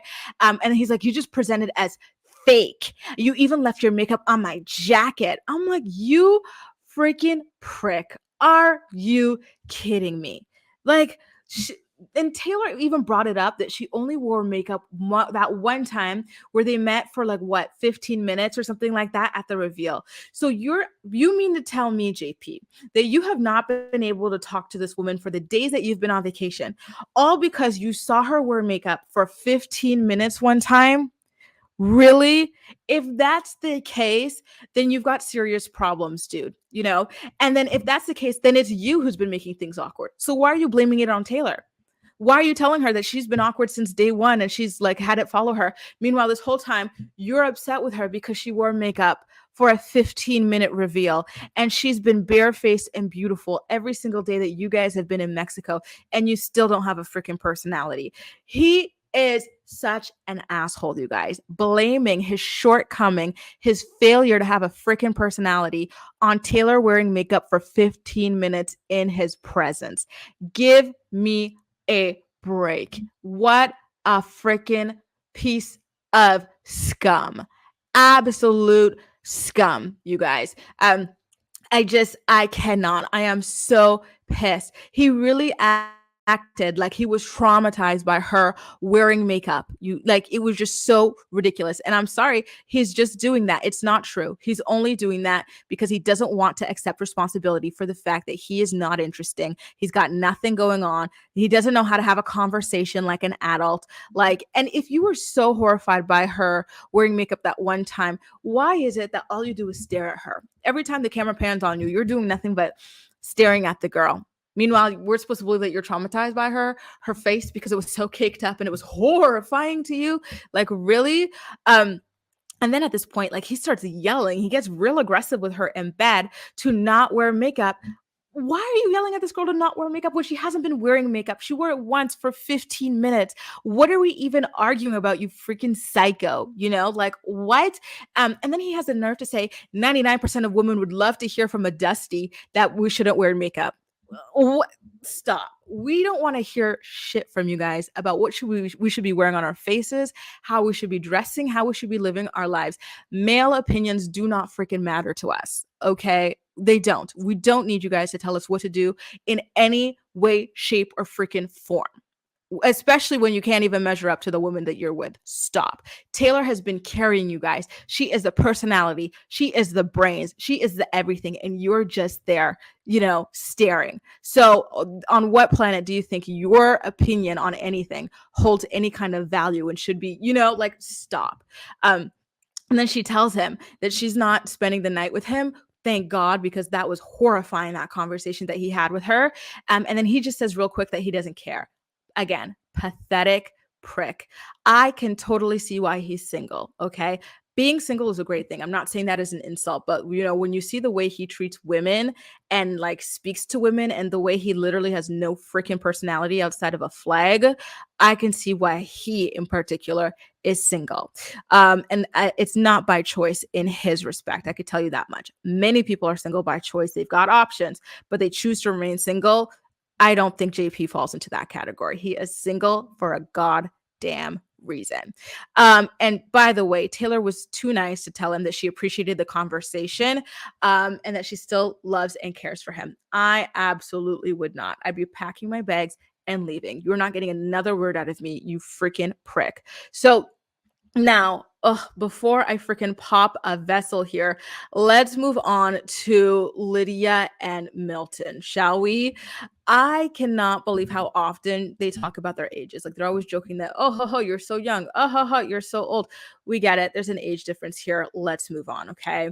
Now, child, listen, time for me to go raise my blood pressure again with JP and Taylor. So they meet the next morning. So she can tell. So he can tell her that he wants to work on things. Work on what? You're mad and you can't have a conversation with this girl apparently because you saw her in makeup for 15 minutes one time. There's nothing to work on because you're unhinged. Okay, like what the hell do you think she wants to work on with you?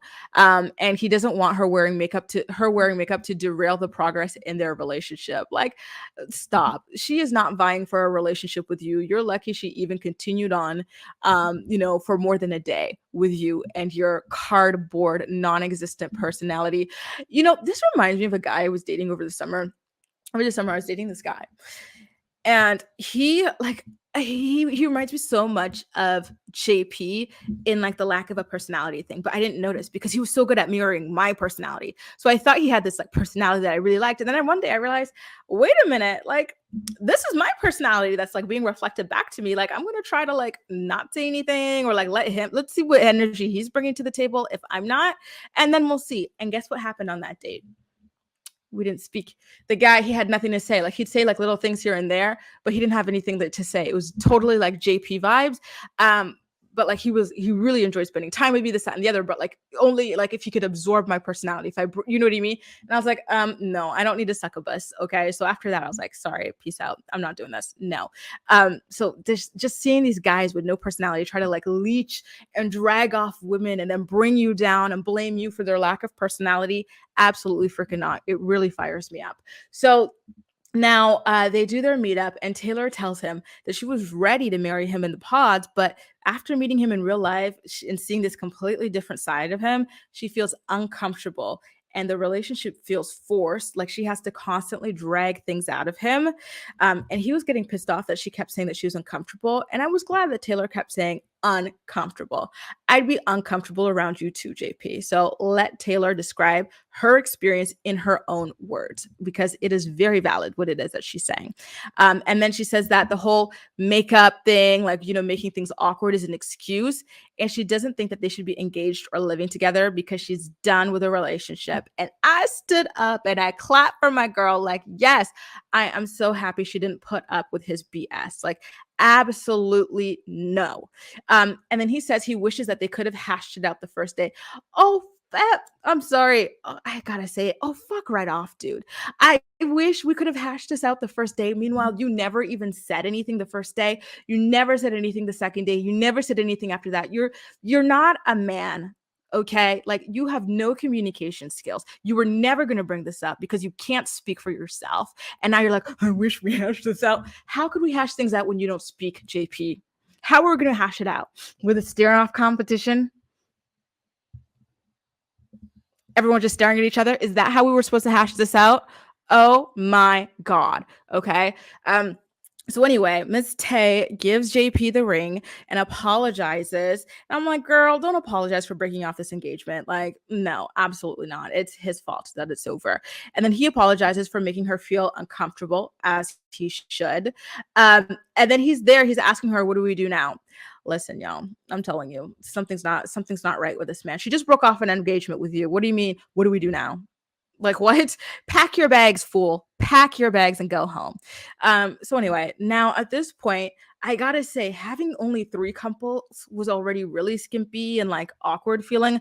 But now we're only down to 2. Like, oh God, I'm dreading the rest of the season. But let's see how things go. Now, Milton and Lydia move into their apartment, and then Milton gets an email from one of his colleagues saying that he's on night shifts because he had to go away to film the show and whatnot. And that means that he starts work at 6:30. Lydia finishes work at like 5:30. So they're not really going to be able to see each other about 3 days a week. But it's like, okay, the majority of the week you could still see each other. Not a big deal. And then we get to see their actual apartments outside of the production apartments.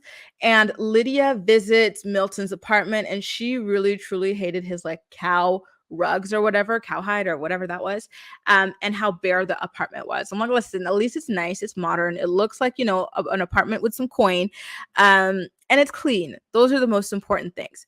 And Milton's friend comes over, and he's even more nerdy than Milton is. I was like, this is so cute, this little clique. And his friend lets it be known that Milton started making six figures straight out of college. He had his associate's degree when he was in high school, and he's ready for marriage because he talks about Lydia in a way that's different from the other girls he's been dating and talking about.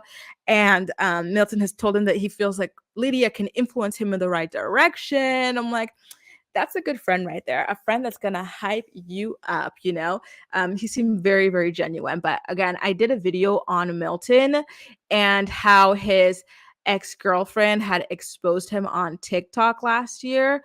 So I don't know if the friend's in on something, but alas, I don't know. But yeah, he was a good friend. That's what I'll leave it at that. Now let's get into Stacy and Izzy.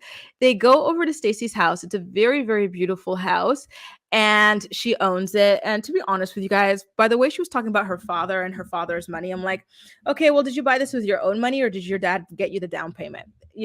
Like, not to hate, but that's just the vibe I was getting, but I digress. And she starts talking to him about finances, and I knew Johnny was right about Izzy having money problems, because when Stacy was talking to him about money, his whole body was shaking. He was biting his lips. His eyes were watering. He looked ready to cry and melt into that chair. That man does not have money.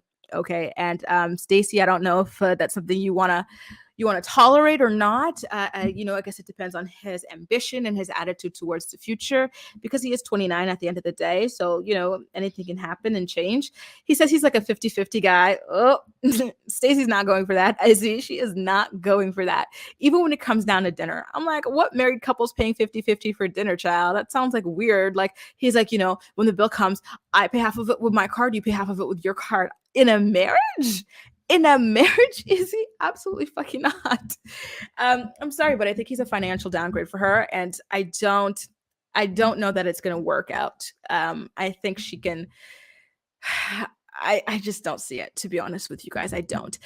He seemed very shook by how behind he is financially when it comes to like her and her life, and I feel like that's going to manifest in very ugly ways in this relationship. Like sometimes men do get jealous when a woman is, further ahead in life. But, given the age differences and whatnot, I think that has a role to play as well. So hopefully he gives himself some grace in that respect.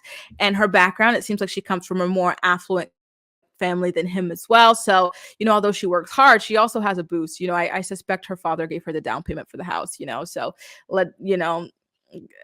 I hope that like that comforts him, that like, it's okay. Like, her lifestyle is not realistic. Most people have to work for everything on their own, but like she's got a big boost behind her.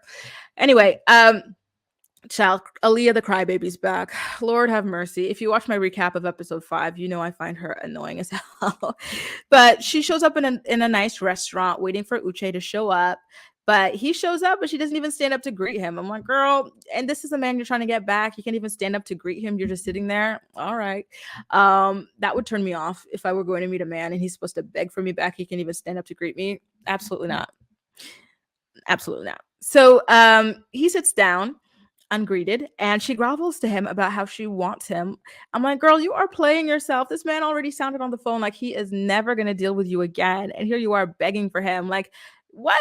You didn't hear him on the phone? Now you're talking about you'd marry him after you left him and ghosted him and got your ass scolded on the phone. Real clown girl shit. I keep telling you, Aaliyah, she's not right either. A lot of these people seem touched in some capacity, and Aaliyah definitely falls into that category for me. I'm sorry, you guys. Again, I know people like to be like, oh, this person's good, this person's bad. They can't both be bad. In my opinion, she's just as touched as Uche and Lydia are. The three of them. Whew. I don't even have words for it, okay? But anyway, listen, sorry that I swore a couple times in this video. I really hate that I did that, but I was just so passionately pissed off by the JP thing. The way he spoke to Taylor was disgusting. It was just a pathetic attempt to make her feel bad for his own failures and shortcoming, and I was not going to let it slip. Okay. Anyway, you guys, that does it. A recap of what went down on Love is Blind, season 5, episode 6. As usual, I'm more excited to hear what you have to say about everything. So please make sure to leave all of your thoughts and opinions in the comment section down below and we'll chat. That's all for now. Thank you so much for watching. Subscribe if you haven't, and I'll see you next time. Bye. Hello, Love is Blind lovers. Listen, sorry I'm a little late on this recap. I thought I already did it, but wow, episode 7 was sleeping on me. Okay, so we've got so much to talk about. First of all, why is Izzy such a prick? I really did not like the way that he spoke to Johnny in their little one-on-one conversation. And then I've got other complaints about him, which we will get to. But of course, we have to kick off the episode with the love triangle between Uche, Aaliyah, and Lydia. So we finished off episode 6 with Uche and Aaliyah meeting up for lunch. And so then he tells his story about what it was like dating Lydia. And he basically portrays her as a full-blown stalking psycho. And it's a lot, okay? I don't know if I believe him 100%. I think that he is exaggerating some things or skewing some things or purposely omitting some things as well. Because mind you, he never said a single thing negative about himself, and he never said a single thing positive about Lydia. Right? So to me, that already is like, all right, let me take you with a grain of salt because you are obviously very interested in protecting your image and trashing hers. So he says that Lydia was invading his privacy when they were dating. She kept calling, texting, and reaching out after he dumped her. And so for whatever reason, with all of that, he decided to take her back. But then other people, like I guess girls, would reach out to him and be like, look, Lydia's stalking my Instagram. She's looking at my stories. Listen, that is nothing new, okay? That happens. Like, first of all, Lydia, baby, mamacita, you need to have a burner account if you're going to be creeping people on Instagram. Get you a Finsta. I've got a Finsta when I want to do some stalking. So I'm not going to judge her for taking a look at the people that you hang around with and whatnot. I do the same thing. So absolutely not. The only thing I'm judging her for is not having a damn burner account. So hopefully she has one now. So I do want to say, though, that he said that he took her back after all this. He's like, oh, like she was going through a hard time and I'm a hero, so I had to go and take her back. Like, no, just admit you love drama. You just love toxicity and stuff. And that's why you decided to take her back. And you love that she's fawning over you and whatnot. And so he shares a story about how she once was driving by his house and took a picture of his driveway captioned, I see you. And he said that was really, really scary to him. Like it was like giving stalker. And so he decided to stop talking to her again, which to me is understandable. If a guy did that to me, I would be super duper scared, like, you know, personal safety and everything. So I would stop talking to the guy too. So whatever, I understand him in that respect. So that's twice that he dumps her now.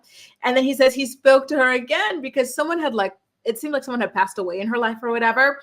And then he's like, oh, let me go be a hero to this girl. Let me pick her up her spirits just so I could dump her when it seems like things are going well for her again. Like, oh, just when you think things are looking up, I'm going to peace out on your ass. Like, what is the psychology behind that? How self-important do you have to be to think that dating you is exactly what someone needs to get through the death of someone in their family? Like, oh, what?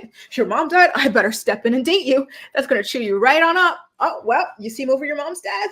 Peace out. Like, what a mess. Honestly, this guy, I can't wait to do a deep dive on him. I'm going to go back and watch every scene of his, like individually, just because he's so fascinating to me, but not in a good way. So now let's get into Aaliyah and some of the stuff that she was saying because Uche was speaking quite a lot. So she said that she found out that Lydia knew Uche was going to be on Love is Blind, and she then suspected that they were both in on her joining. And so that's why she became super duper paranoid, which I do think is a fair suspicion to have, especially when the person's ex is like trying so hard to be your friend and everything. It just feels all too convenient and creepy, right? And then she tells Uche that she regrets leaving him and that she wants to work on a relationship with the foundation that they built. And I'm like, girl, you ghosted that man when he was about to propose to you. The foundation has been like thrown to the ground and run over and pissed on. It no longer exists. So Uche tells Aaliyah that he loves her too, but his parents went through worse and never abandoned each other the way that she left him. So there's just no way, right? And I got to be honest, it sounds like Aaliyah has that same brand of potentially crazy that Lydia's got, because it turns out that after she left the experiment, she followed Uche on Instagram, then unfollowed and blocked him. Then she followed him again, and then on like WhatsApp or something, she sent him a vocal message, then deleted it before he can get out there and listen to it because he was still in the experiment, not knowing that she had ghosted him. It's just a lot, right? Like, I knew it. I made a video called Aaliyah is immature, and like I said something about her being annoying and immature or something like that. So it's a video about how like she is just as nuts as Uche and Lydia are, okay? Oh, I said Aaliyah is exhausting and immature. So go ahead and check that out if you haven't already, because I'm not surprised she was doing all this, because it's on par with her. She's a total drama queen. She's a lot to deal with. So now she keeps on blaming things on Lydia, why she left and whatnot. And Uche tells her to stop blaming things on Lydia, because the real problem, in his opinion, is that Aaliyah didn't have confidence in him or their relationship. Let me just go back to Uche's point about his parents going through worse and whatnot and not leaving each other. To me, I get red flags whenever like people talk about their parents suffering in like marriages and relationship, and how they feel like you should stick through suffrage and whatnot, because it's usually some BS. Okay, so to me, like, Aaliyah, don't worry, this man would put you through some mess and think you have to put up with it just because his parents have put up with it too. Like, no, thank you. So Uche also says that it's over between him and Aaliyah, which I think is good, because it's hard to come back from that level of abandonment. I think that was at least slightly traumatic for Uche. I will give him that. So then we get over into the engaged couples. It's time for Stacy to visit Izzy's apartment. And I gotta say, the apartment was actually like really nice. It looked like a good grade of apartment. It was decorated pretty decently. You could tell a woman decorated it, perhaps an ex-girlfriend. To be honest, I thought he was living under a bridge with the way that Johnny talked about his like credit and financial situation, and the way that he was shaking when Stacy sat him down and talked about finances and retirement plans and whatnot, right? But it turns out that he's doing pretty decently, or at least it appears so, until he opened his cupboard. And you see that he's got a bunch of plastic plates, dishware cutlery, and like cups and stuff. And I'm like, Izzy, you're like 29. You're a sneeze away from 30. Why don't you have proper plates and cups and glasses? Solo cups? That is so trashy. Are you kidding me? This is how you're greeting people in your home? It's so wasteful too, especially like when we know with the climate crisis and whatnot. Why are you using a bunch of single-use plastic? It's really irresponsible. And I feel like in the long run, it's more expensive than just buying proper dishware, cutlery, glasses, and all that stuff. You know, I really didn't like that, to be honest with you. So that Stacy obviously had a problem with that. She didn't understand why he had that stuff. And I can't blame her. I would be turned off by that too. I'd be like, really? Like, what are you, a college student? Like, even college students have proper dishware. Like, it's just weird. So I get the ick that she was feeling. So then Izzy decides to make it a point to show Stacy a quote unquote lost and found, featuring like jewelry and items from like other women that he's dated or banged or whatever. And I'm like, you're about to marry this girl, like she's your fiance, and you think it's cute to be showing her this, that you get ran through or something, you get around, like, what is it? I'm trying to use the expressions that men use on women because it's so funny in reverse, like, oh wow, look at me, I have sex. How exciting is he? Like, it's just so lame. Obviously Stacy found that to be really ridiculous, because Izzy did have the opportunity to go back to that home and get rid of the stuff before her visit, and he chose to keep it there and make it a point to show her. So between the solo cups and this, I would be like, yeah, this guy is super immature. Okay, now let's get into Lydia and Milton hanging out with her family, shall we? First of all, I do think that Lydia's brother is low-key and off because I felt like he was trying to make her look slightly bad in front of Milton, like talking about how she's kind of like selfish or this or that. Like, I didn't love that. And I wouldn't do that to my brother or sister. I would just keep my mouth shut. My siblings are great and everything. I've got nice things to say about them. One of them, we had a little rocky relationship for a while, but it's good now. So I would just keep my mouth shut on that one if I didn't have anything nice to say. So I was kind of like, oh, where's the loyalty, Lydia's bro? But otherwise, it looked like a pretty good meeting overall. Like I think that Lydia's family accepted Milton at the end of the day, which is lovely for them and their potential union. Now, Stacy and Izzy then go back to hang out with her family after she visited his dorm room, and she really threw him under the bus to her family about the plastic plates and cups and stuff. I'm like, girl, I know it's a problem, but I wouldn't personally throw my man under the bus like that in front of my family. Like, that probably made him feel really crappy. I'm sure he already felt like some kind of way, like when he pulled up to her house, like with, the parents' house and stuff like that. So now you're like, look at this poor, I'm engaged to a poor or something like that. That probably makes him feel even smaller. By the way, Stacy girl, you are your father's twin. He spit that girl right on out. Jesus. So her dad at a certain point pulls Izzy aside to ask him how serious he is career-wise, which I love.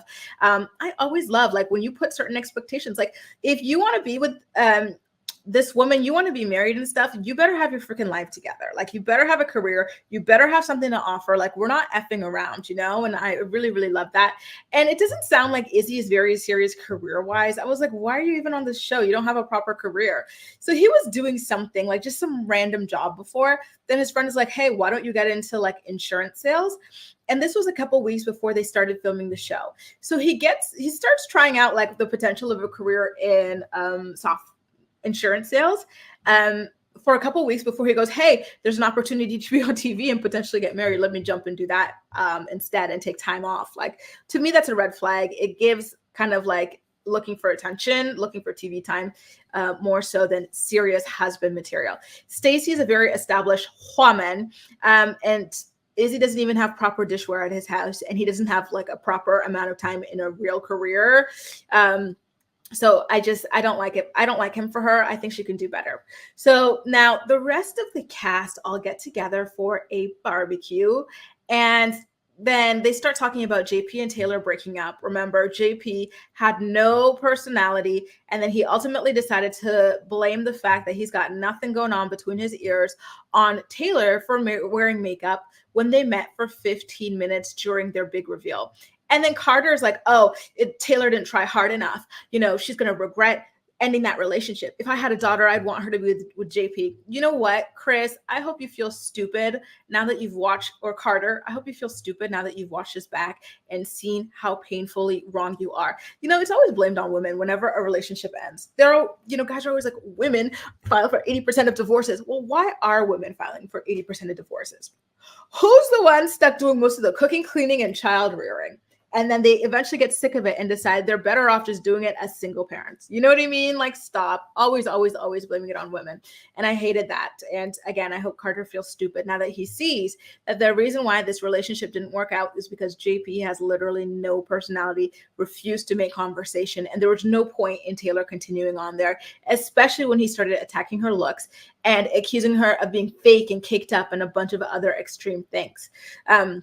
Now, it also turns out, you guys, that Johnny and Chris are dating after they decided to split up in the pods. Listen, guys, I told you that I knew Chris had low self-esteem, so I'm not surprised that he ultimately decided to give Johnny a second chance after she chose, what's his face, Izzy over him. Listen, I don't think that Johnny is this terrible person that people want to make her out to be, especially Izzy and other people. I think, yeah, of course, she's made her fair share of mistakes and whatnot, but she's just a regular girl who happens to be a bit of a train wreck to me. But now Izzy decides to pull Johnny aside so that they can talk about their breakup and just like pod life together. And I don't know why Izzy feels like all these girls want him so badly and should be so sad that like he and his plastic cups dumped them, because he did this to Lydia as well. He's like, Lydia, let's talk. Yeah, it just sucked that I had to dump you. I broke up with you. Are you okay? Like, you're not crying, are you? Why aren't you crying? Like, he tried to do the same thing with Johnny. Like, he feels like he's more important than he is, and it's just so funny to me. Like, I got secondhand embarrassment for him. So like, for some reason he's like, oh, Johnny, I heard that you were like saying shady. I heard you were shady. Everyone thinks that. Like, you've been telling people a bunch of different stories. Izzy, I thought you were happily engaged. Like, why do you care about what was going on in the pod so long as she wasn't being malicious towards you? Johnny was not saying terrible things about you. There was no beef. Okay. So why did you go there all hot and bothered for her? Then he tells her that, and I really don't like the way that he told her everyone thinks she's sketchy, trying to like make this kind of like gang up mentality, like everyone hates you. Like, that felt very, very mean and unnecessary and catty. And it shows he's not that happy in his engagement, and it shows. And you know what I think it is also a symptom of, because we used to see this with Brennan on what season was Brennan and Alexa? What is that? 3? He used to get emasculated by Alexa's dad. And then when he'd be around everybody else, that's when he takes out his like emasculated energy on them, notably Cole. And I think that that's what we're seeing with Izzy. He got sunned at Stacy's house when she was talking about, oh, like, do you have an R? What is that thing that you guys used to retire? Is that an RRSP or is that Canadian? I can't keep up. Do you have a retirement account? Do you have this? Do you have that? Do you have $20,000 in case the furnace goes out? He knew he didn't have none of that. That's why he was shaking and tearing up. And then when he gets to her father's house, the father's like, do you have a proper job? Can you afford this? Can you afford that? And then they were laughing about him having plastic cups and plastic plates. Like, he felt so humiliated and emasculated, and he decided to take that out on Johnny, is what I feel like. So and then like towards the end of his rampage against her, the really, really like aimless, reasonless rampage against her, he's like, oh, let me just give you some advice. I'm like, what advice? Let me give you some advice. Izzy, why don't you take your ass over to Marshall's and get some plates? Like, get yourself some proper dishware before you try to give anyone advice. And last a year in your career before you try to give her advice. Like, please, who do you think you are? Get over yourself. It's giving egotistical, and I really don't like it. And I felt bad for Johnny when she went crying to Chris about Izzy's nasty confrontation with her. Like, it wasn't fair to her at all. And then meanwhile, solo cup Izzy goes to Stacy like a little boy to his mommy, like, oh my God, I just attacked her so good, Stacy. I really bullied her. You should be so impressed. Meanwhile, Stacy was not really impressed. She's like, what happened? Like, why are you shaking? And I was like, I felt the secondhand embarrassment for Izzy when Stacy was like, why are you shaking? Like, you seem so shaken up. Like, what a flop. Like, he should be so damn embarrassed. I don't trust Izzy, you guys. I don't think he's here for the right reasons. He's not a genuine person, in my opinion. And he's a really mean person. Yeah, he smiles a lot, but he's actually a douchebag. And he thinks that women should be falling at his feet and crying over him. And it's not cool. Now, let's get to when things take a turn. Uche shows up to the big barbecue. Don, don, don, don. The music gets a little somber, and he wastes literally no time pulling Lydia to the side. And so he does the sandwich, the attack sandwich. Start with a loaf of compliments, and then bam, shit talk. So that's what he does. He's like, Lydia, when I used to like be with you or date you, I just loved how you were so thoughtful. If I told you I like this drink, you would order it to my house. If I this, you would that. Like, you were just such a thoughtful person. And then later he's like, but you're a psycho. You're a stalker. He's like really just going in on the poor girl. And then they argue about whether or not he went through his things to find out that he was doing the show. And of course, he accuses her of doing that. She denies it. And it's just a huge back and forth mess. And one thing I really despised about this argument, if we could even call it that, because it was very much one way, because both Uche and Izzy, they both talk over women a lot. Like they'll be speaking to women and then they'll just go on these rampages, blah, blah, blah, and the woman will be like, can I respond to any of this? Can I have a chance to speak? They will not let you. And I find that disgusting in both of them. And I hope that they recognize that in themselves and fix it, because it's really nasty. So he just keeps going in on Lydia. He won't let her speak. And it was just really disgusting to watch. And like when she would speak, he would speak over her. It was just too much. And again, the editing wasn't very good in this scene, because at a certain point Lydia gets really frustrated. She gets up and storms off, but then all of a sudden it cuts to Milton coming over and she's sitting calmly with Uche, and I'm like, when the hell did this happen? The girl, she just stormed off a second ago, you know? So that was quite confusing. And Milton provided Lydia a good out. He's like, okay, Uche, well, listen, have your little convo, but she and I have something to do in 10 minutes. Y'all know they had nothing to do in 10 minutes. They were stuck filming for the rest of the evening. Stop, you know, but it was great that he even put that out there for her.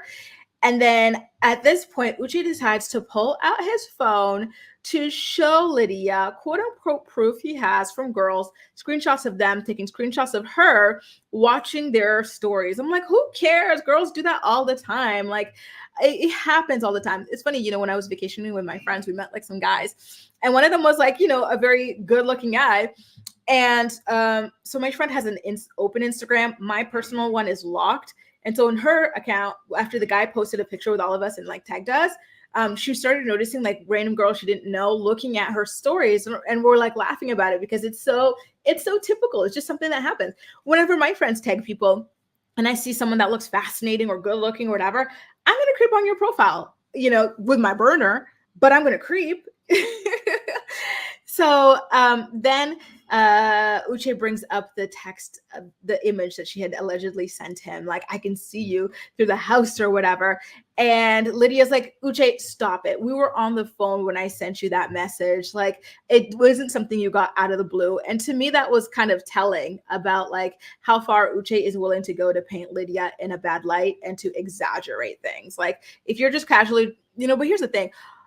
Why are you taking pictures while you're on the phone or driving by or this or that? It's too much distracted driving for me if that was happening. And then if you were on your way to his house, why did you need to take a picture of it anyway? It is weird, but I don't think it's as sinister as he wants us to believe that it is. Okay. Then he exposes her. She exposes him. She claims that he cheated on her in their relationship, and he doesn't deny it or defend himself. It kind of just ends there, the episode. So I don't know whether or not we're going to like pick up and see how that happens, but that basically is it, the end of episode 7. And then we do see a conversation between Uche and Milton where he's trying to warn Milton against Lydia again, like, she's the stalker, she won't let me go, she did this show to get closer to me, just a bunch of stuff. And I don't know, I just find Uche to be a dark cloud. Like, he's just so like, oh, like so negative, so complaining about women and just all this stuff. Like, I just don't like his energy at all. But listen, he's still got a couple episodes to turn it around. Who knows, maybe even after the altar or the reunion, we will get more context. He did put out a series of statements about how things wound up going with Aaliyah off camera or on camera that wasn't shown. I don't remember which, that we will get into, because it does show a pattern of him and his breakup to makeup and toxic relationship cycles and a bunch of other stuff as well. So if you haven't already, do make sure to subscribe for more Love is Blind recaps and news and tea. Okay, that's all, guys. See you next time. Bye. Hey, core reporters, welcome back to my channel. Before we get into this video, I don't know why it's bothering me so much, but my shirt is not blue. It's actually purple, like this lipstick, and it's driving me nuts, but I don't want to change. So let's get into this recap. Before we like really fully, truly like dive in, I just want to say straight off the top, I am disgusted and repulsed by the way in which Izzy and Stacy acted in this episode. They are miserable in their relationship, and it shows, because no happy couple would go and attack an ex like this for literally no reason. They both teamed up to bully and attack Johnny, and it was nothing short of vile, repulsive, and disgusting. Speaking of bitter and miserable people, let's get into Uche, shall we? So Uche, he's yet again talking to Milton about Lydia, allegedly getting into Aaliyah's head with all of her info about him and whatnot. I won't say allegedly because that is true. Lydia did start telling Aaliyah all sorts of information about Milton and his life on the outside, his animals, his friends, and whatnot, even though Aaliyah did not specifically want that kind of information. He calls Lydia untrustworthy. And at this point, Lydia comes to the scene. She drags Milton by the arm and she refuses to allow him to continue to engage in this conversation with Uche. And I'm like, you know what? Good for you, girl. Like, who is going to sit there and accept for their ex to talk crap about them to their fiance? Absolutely not. You snatch up your 24-year-old man and get out of there because it was not going to be a productive conversation. Uche went with the sole intention of destroying her engagement, and she shouldn't give him that satisfaction. So now, at this point, Uche decides to go to the group and announce his theory that Lydia decided to join the show because she knew that he was being cast for the show. And so, of course, all of their jaws drop because whose jaw wouldn't drop at this sort of news, right? It's absolutely shocking. It makes someone look psycho. So everybody's jaw drops, but including Johnny, of course. But for some reason, that triggers Stacy, who starts attacking Johnny. She's like, "Are you okay? Fix your face. Why is your mouth hanging like that?" She really just started going in on her in front of everybody, which was just so weird, nasty, and mean girl of her. I'm really disappointed because in the pod episodes, it seemed to me like Johnny was the mean girl, like the way that she would kind of talk about Stacy behind her back and whatnot. I'm like, oh my God, you're a mean girl. Stacy's rising above. She hasn't said anything about you. Good for you, Stacy. But now I don't know what got into Stacy, but she turned vicious this episode. And this is just the tip of the iceberg. Anyway, back to Uche. He says that he wants accountability for what Lydia did to Aaliyah. And I'm like, accountability? Why? You just dumped Aaliyah. Your relationship's no longer moving forward. So just move on. He also claims that Lydia followed her around and that followed Aaliyah around, by the way, in the pods and stuff, which is like, you're telling the girls who are actually there what happened. Like, obviously, at this point, the girls are like, no, that's not true. You've got it all wrong, because they were there to see the interactions between Aaliyah and Lydia. They're like, actually, if anything, Lydia was comforting Aaliyah repeatedly whenever she would be crying about you. Like, she really was there about you and about her. Like, she didn't say anything negative about you to Aaliyah or anything like that. And so Stacy starts trying to tell a story, and at the same time, Miriam, the girl who's very mysterious, she lives in Dubai, but she also lives in Texas, as she does cosmetic pharmaceuticals or makeup science, but she always also does this and that, like that girl. She's talking at the same time, also trying to stick up for Lydia. And for whatever reason, Uche decides to like scold her. He's like, "You be quiet. I don't want to hear it." I'm like, "Whoa. What's the aggression for? And why are you being aggressive towards Miriam in particular?" That really, really rubbed me the wrong way. I said this in another episode recap, but Uche, he and Izzy, they're men that really don't respect women. They're constantly talking over women, trying to like silence them, like, "Oh, shut," like, you know, as if they're whatever they have to say is more important. Like, they're always like that, and it's really disgusting. And this was just another example of that.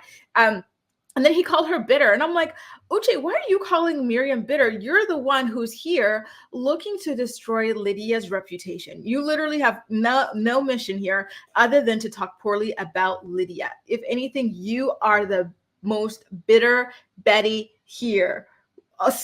You know, and if not, you're second to Stacy and Izzy. But like, please, what is bitter about Miriam standing up for her friend? She did not say a single negative thing. And it was just, I'm disgusted by this, man. I truly, truly am. And then he starts going in on how confusing Miriam's life is, how she lives here, but she, you know, the stuff that I was just telling you. And I'm like, okay, he kind of ate with that, because it is true. It's like, girl, what is the truth with you? But the thing about Uche that I keep saying is he has no expression in his face. So he'll be talking and he'll be so fired up, but he'll be so blank. And you know, it's just so jarring to watch him communicate for that reason to me. And I'm glad, by the way, that Miriam didn't back down. She's like, "I will read you like the filth you are." And I'm like, yes, girl, you better read him like the filth he is, child. So Now, then we've got Lydia and Milton again. And so he drops her off with the girls because they had a little heart-to-heart conversation after she got him away from Uche. So he's like, okay, well, you go back to the girls. I'm going back to talk to Uche again. And I guess the producers were pushing this because in real life, there's no way your man would be like, let me go back and talk to this guy who's shit talking you, like absolutely not. So Lydia tells the girls that Uche is garbage and he slept with someone else while dating her. And I believe her because she confronted Uche about this directly to his face, and he did not deny it, defend himself, or claim that they weren't in a relationship. So 100% with Lydia on that. Then he says when Uche starts talking to Milton, he repeats that same tired old, she's looking at my friend's Instagram stories.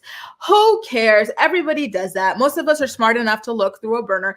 In fact, my friends were posting about like hanging out with these other people. They went out like, I don't know, like I have friends, like I grew up in Canada and one of my friends, she lives in Australia now. So she was posting her stories about like this cool like place she went with her friends, and some of her friends look cool. So I'm like, let me look at their profiles. Who are these people? And I clicked through, but this time on my real profile, because I didn't look at their stories. I looked at their profile itself. And I'm like, I just want to see, I'm curious. Like we all do it. If you claim that you never tap on the tagged thing on images and look through somebody's profile, you're lying. We all do it, okay? And that's why I keep my profile locked down. I don't want people doing that to me. So it's just the same old tired story. I'm done with this. I don't care. I feel like they keep harping on this crap because there's only 2 engaged couples this season and they need to fill the airtime. But the thing is, they had more couples that were engaged. In fact, we keep seeing Renee and Carter in the background, right? And more on that a little bit later. But they don't want to feature that story for whatever reason, even though they followed them all the way. And they're just trying to fill up the airspace with all this drama. And that's not at all what we watched the show for. Ugh, it's so irritating. And then Uche, he completely lies when he tells Milton that he's not trying to break them up or anything like that. Like, oh, stop. You absolutely are. And it's just ironic because then he gets upset when Milton tells him that, listen, Uche, your perspective is your perspective. It's different from Lydia. She has her own, and that's fine. Meaning he's sticking with this girl. That's my girl and I'm gonna stick beside her. And so that obviously pisses Uche off, who's claiming he doesn't want to break them up. So he tries a new strategy, which is, oh, well, whenever Lydia argues, she gets like this, like that. And he's like, listen, stop. It's okay. We're all living in different dimensions, dude. And then Uche's like, well, you guys are in the honeymoon phase and it's going to change. Uche, I thought you weren't trying to break them up. So why are you so pressed? Why are you so bitter about the fact that they are together? Then just move on. Who cares if they're just in the honeymoon phase? It doesn't matter. It doesn't freaking matter. That's their business. And so I laughed when Milton was like, listen, my whole life is a honeymoon phase. We're all in different dimensional planes. Because at that point, Uche didn't even know what to say. What do you respond to that? You're like, is this man high or what? And then you just move on. And so luckily that shut Uche up. He seemed so triggered that like he couldn't phase Milton about Lydia. That was his mission, to break that up, and it didn't work. Now, Izzy sits aside with Chris to gossip about the whole Johnny situation again. She's like, oh, Johnny told me she was in love with me 4 times. I counted. Okay, now what? She's no longer with you. You're engaged to Stacy. Who cares? She asked me to be her boyfriend, and I said no. Okay, who cares? You're still with Stacy now, and she's with Chris. Who cares? It happened in the past. It's no longer happening. Who cares? At this point, Johnny comes in. She's like, okay, what's going on? And then Stacy follows quickly thereafter. And then like they just start going in on Johnny again. I'm like, why? Like, move on. Aren't you guys supposed to be happy and planning your wedding? I'm so glad Johnny asked Stacy and Izzy if they're happy together, because the way that they go around attacking her shows that they truly are miserable. They're bitter that she seems to be happy with Chris and he's okay with being her second choice, and they're supposedly each other's first choices, and they're miserable. Stacy just came off so terribly in this scene, just constantly going in on Johnny, like, you're so fake, you're so sketchy, you're so this, you're so that. Like, it's just, it was really ugly. It was very, very ugly of them. And so at this point, Johnny denies ever asking Izzy to be her boyfriend. Izzy says to roll the tape. Listen, I hope they roll the tape at some point, because I want to know who is telling the truth. So let's hope they come back to this at the reunion. Now, Oh, you know how I mentioned Renee and Carter before, that couple that got engaged that we never like see, or we only see in the background? Well, like they were so fascinating this episode because they could not be seated any further apart from each other. I think at that point it was already really obvious that they weren't going to marry either because there's just no love between them radiating at all. And maybe the producers were like, okay, we can't show so many like flop ass relationships. We got to count one or something like that. I don't know. But it is just so funny to watch them sit so far apart and just never look warm towards one another. Now, Milton and Lydia step aside to talk about what just went down with Uche and everything. And Milton did a great job building Lydia back up and telling her all the things that were going on are just minute. They don't matter. Like, don't make it such a big deal. I'm still here. And that was wonderful. You could see that it really calmed Lydia down. Lord, let's go back to miserable Stacy and solo cup Izzy. They go back to their apartment and to talk more crap about Johnny. And it's just so tired at this point. Like, this is supposed to be a show about love, not like who hates whose exes. Like, I don't care. I don't want to hear the same old all the time about Johnny or about Lydia from Uche. Like, leave me alone. Like, God, go find some people who actually like each other so we don't have to, like, fill the air with this crap. So Stacy starts asking Izzy why he cares so much about Johnny and Chris's relationship. And then Izzy, of course, deflects. And then he tells Stacy that he was so turned on watching her quite literally attack Johnny. And I'm like, God, you are such a loser. Like, why are you so negative, Izzy, that like you get turned? First of all, you were so excited when you attacked that poor girl earlier on in the night. And then now you're turned on because your fiance attacked her too. Like, take a look at your personality and what that says about you, because it's actually quite disgusting. Like, oh my goodness. To be honest with you, why are Stacy and Johnny fighting over this man that doesn't even have proper like dishware in his house? Like, he eats steak using a plastic fork and a plastic knife because he's too lazy to do the dishes. He drinks out of a solo cup all day, every day, because he's too lazy to do the dishes. He hasn't held down like a big boy career job. And you two both have successful careers, you're homeowners, and you're fighting over this? Like, girls, like, are you not embarrassed? I would be so embarrassed. Like, who is this guy at the end of the day? Like, don't let him get between you or like make you look crazy on TV. Like, who is he? I could never.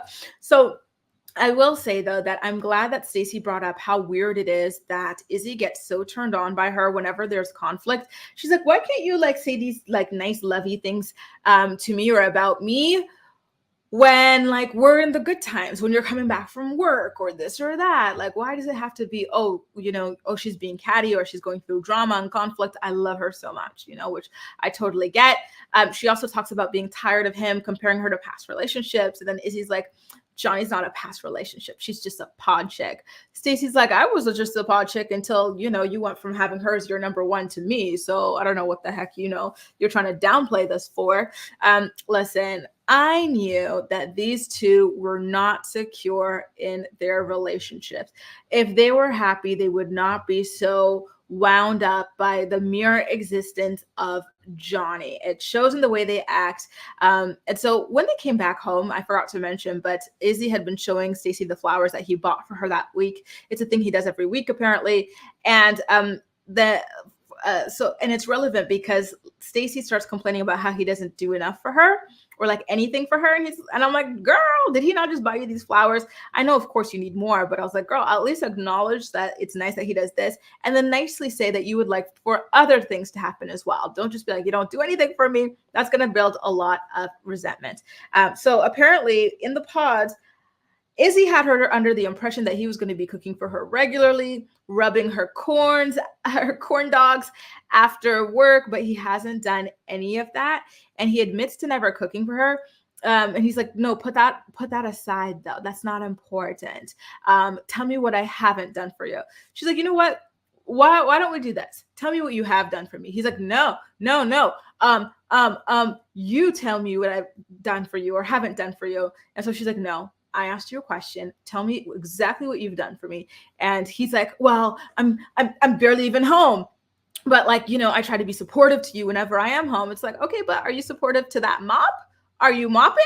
Are you doing other things? Like, because you're clearly not cooking. So what are you doing at home besides being like, I support you, fighting with other women, and I love it, you know? Like, she needs a lot more than that, and flowers.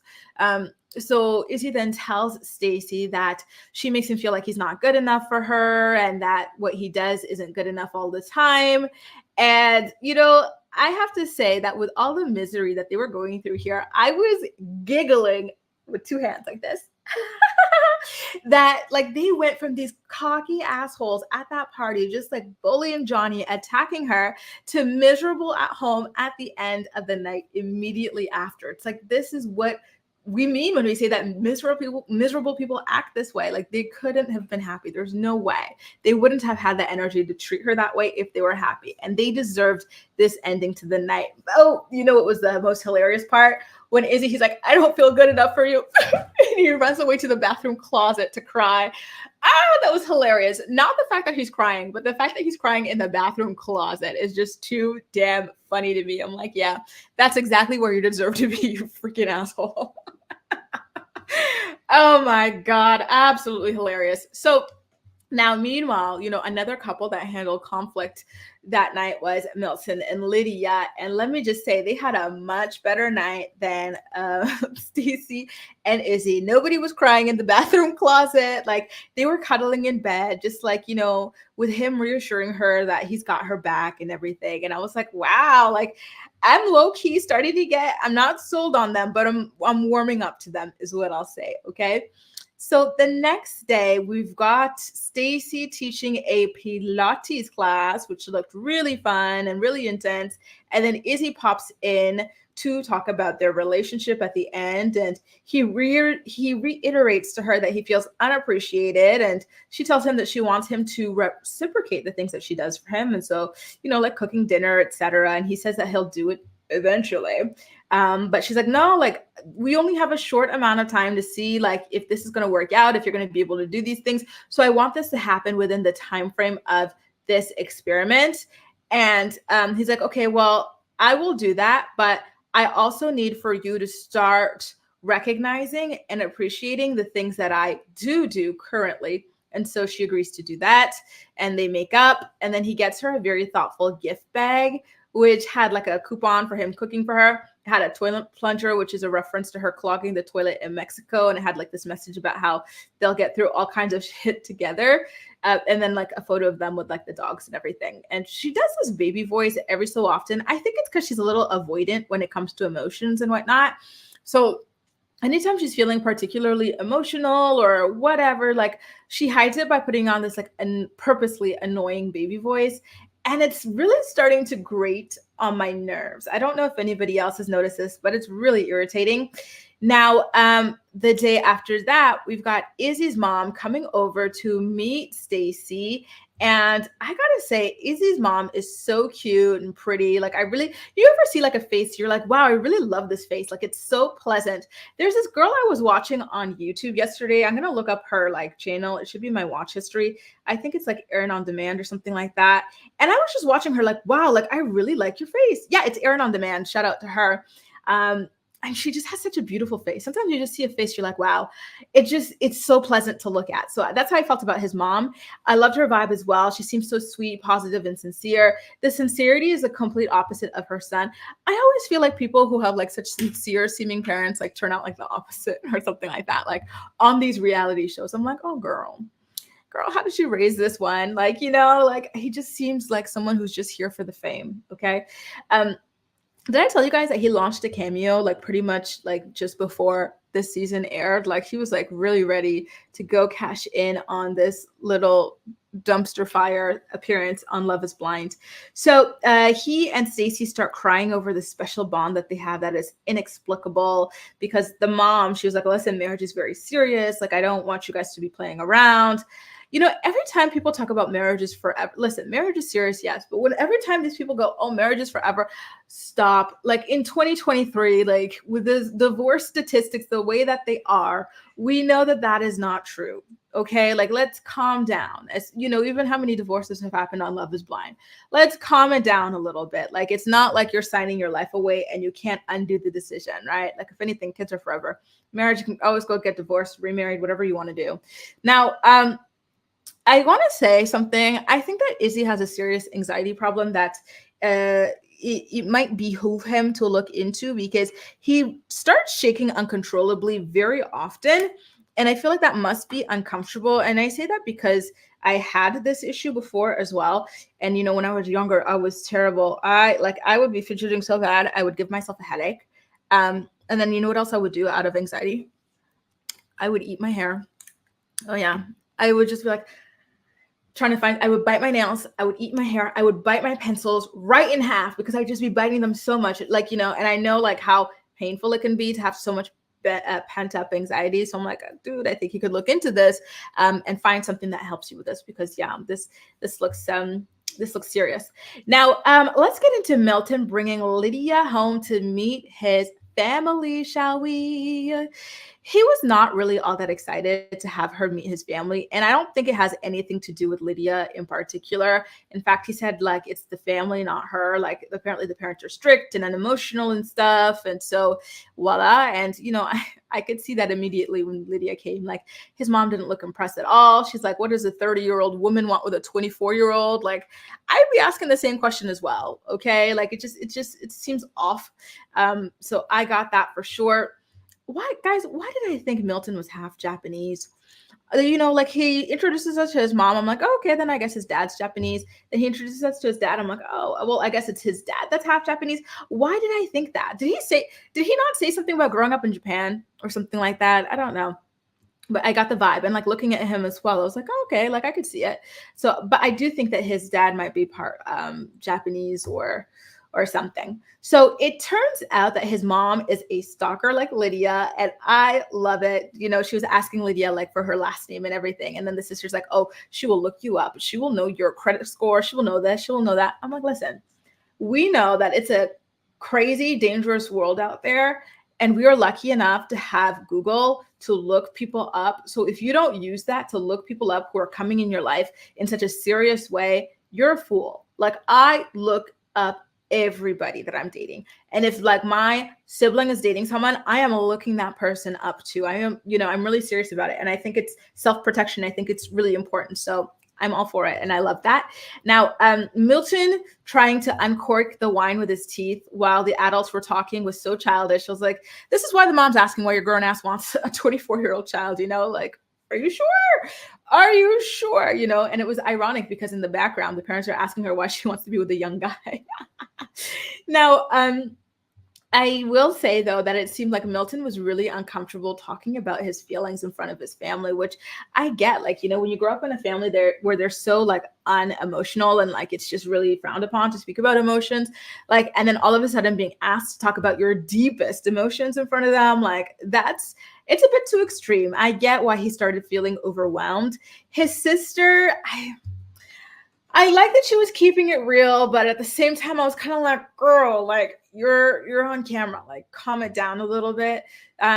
She was like, oh, like I think that like he's being phony. I don't think he actually wants to get married. Like, and she just says that like that cash to Lydia. She doesn't say it in a nice roundabout way. Like she's just like saying it like this. And I'm like, it's a little vulgar to say it exactly that way, and I didn't like love it, and I imagine that Lydia didn't appreciate it.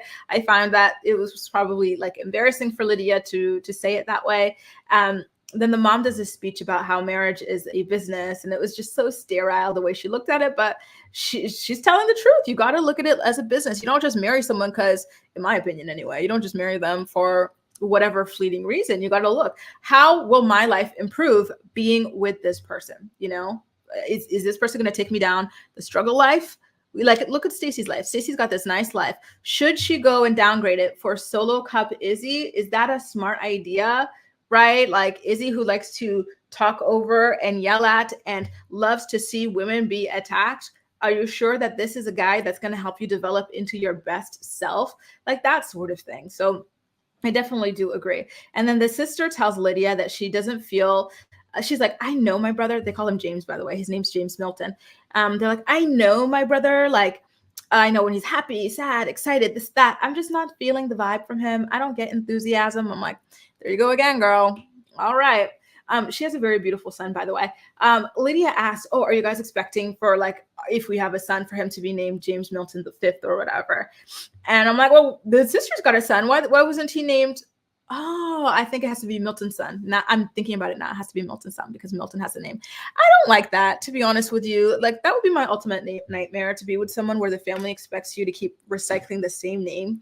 I'm sorry, but like, get over yourself. Anyway, guys, that does it. A recap of what went down on Love is Blind season 5, episode 8. As usual, I'm more excited to hear what you have to say about everything. So please make sure to leave all of your thoughts and opinions in the comment section down below and we'll chat. That's all for now. Thank you so much for watching and I'll see you next time. Bye. Welcome back to my channel. I've got to say this off the top that episode 9 of Love is Blind this season proves that the entire season was a complete and utter pile of dog shit. Okay? Because you know what? Like the way that they tried to edit out Renee and Carter from the season was so sloppy. They just kept popping up inexplicably in the background of certain scenes. Like, for example, when the couples are vacationing in Mexico, you see Renee and Carter, but we don't get to find out that they're engaged or anything like that. And then in this week's episode, the couples, they get their marriage licenses, then they go and pick out their dresses and stuff. And you see Renee there on the girl's side with her mother. Okay. But you know what the editors do? They chopped up Lydia explaining the people she brought. So she brought her mom and her friends and her brother. But then they have like a clip of her saying Renee, not even, and I brought Renee, just Renee. Obviously used from a different moment, maybe when she was talking to Renee about Renee trying on her own wedding dress or whatever. So they are trying to convince us that Lydia brought Renee as her guest. Meanwhile, Renee's sitting way on the other side of the couch. Usually your friends and family, not usually, always, they sit next to you. They don't place them on the other side. So Renee's sitting way over there with her mom and her friend, and we're supposed to believe that she's there for Lydia. I was like rolling my eyes so hard at how stupid that was. And not only that, but on the guy's side, Carter was there. I saw his bald head somewhere. Well, not somewhere. I saw it a couple times, but they were trying so hard to hide him. You could only see him from the back a couple times. And you know what they did? With the women, at least they used wide angle shots, so you could always see everybody at the same time. But go back and watch if you didn't pick up on this, but on the men's side, you never see a wide shot of everybody there. It's always sectioned off to avoid showing that Carter was there. They had an excuse for Renee, but it would be too weird, I guess, to acknowledge that Carter was there on the men's side without really going into detail about why that would be, or just, it's just too convenient. Ridiculous. That really truly ruined the first half of the episode for me because they focused on, the guy's side and the girl's side and whatnot, but like we never really fully got to see the guy's side. And Renee, she had a few quips here and there on the women's side, but I didn't like it. It was weird. The ambiance was weird. It just felt so busted, low down, raggedy, and low budget, but I digress. So Stacy, she tries on 2 wedding dresses. The first one is not her vibe. Then she claims that the second one is her dream dress, but I'm sorry, I don't buy it. The second one was quite plain. She didn't look super emotional and happy in it. It actually reminded me of Jessica from season 1 when she chose a dress to go skip down the aisle chewing gum and reject Mark in. That's the vibe I got. I don't see Stacy saying, yeah, she's like, this is decent to say no in. I want to save my dream dress for when I'm going to walk down the aisle to someone that I truly want to marry. I have to tell you guys something that made me laugh. So Lydia, she's in a dress that she truly, truly loves. So I'm convinced with that. And she starts crying. She's like, wow, I can't believe, I didn't know how badly I wanted to find my person. Girl, stop. You were so desperate to find your person from jump. Like we all called it. Everybody recapping this show, everybody watching this show has been like, Lydia would marry anybody just to get married, right? And not only that, she's like, I didn't know I wanted this so bad. And then she starts listing all the things she did because she wanted it so bad. Oh, I prayed to God. I asked the universe. I did this. I did that. Girl, those are signs that you wanted it so badly. So why are you acting shocked here? My goodness gracious. Now, Stacy and her family, I've been meaning to say this for a while, but I never found like the right opportunity. But I'm just going to go ahead and say it here. I think that she and her family vastly exaggerate how much money they have.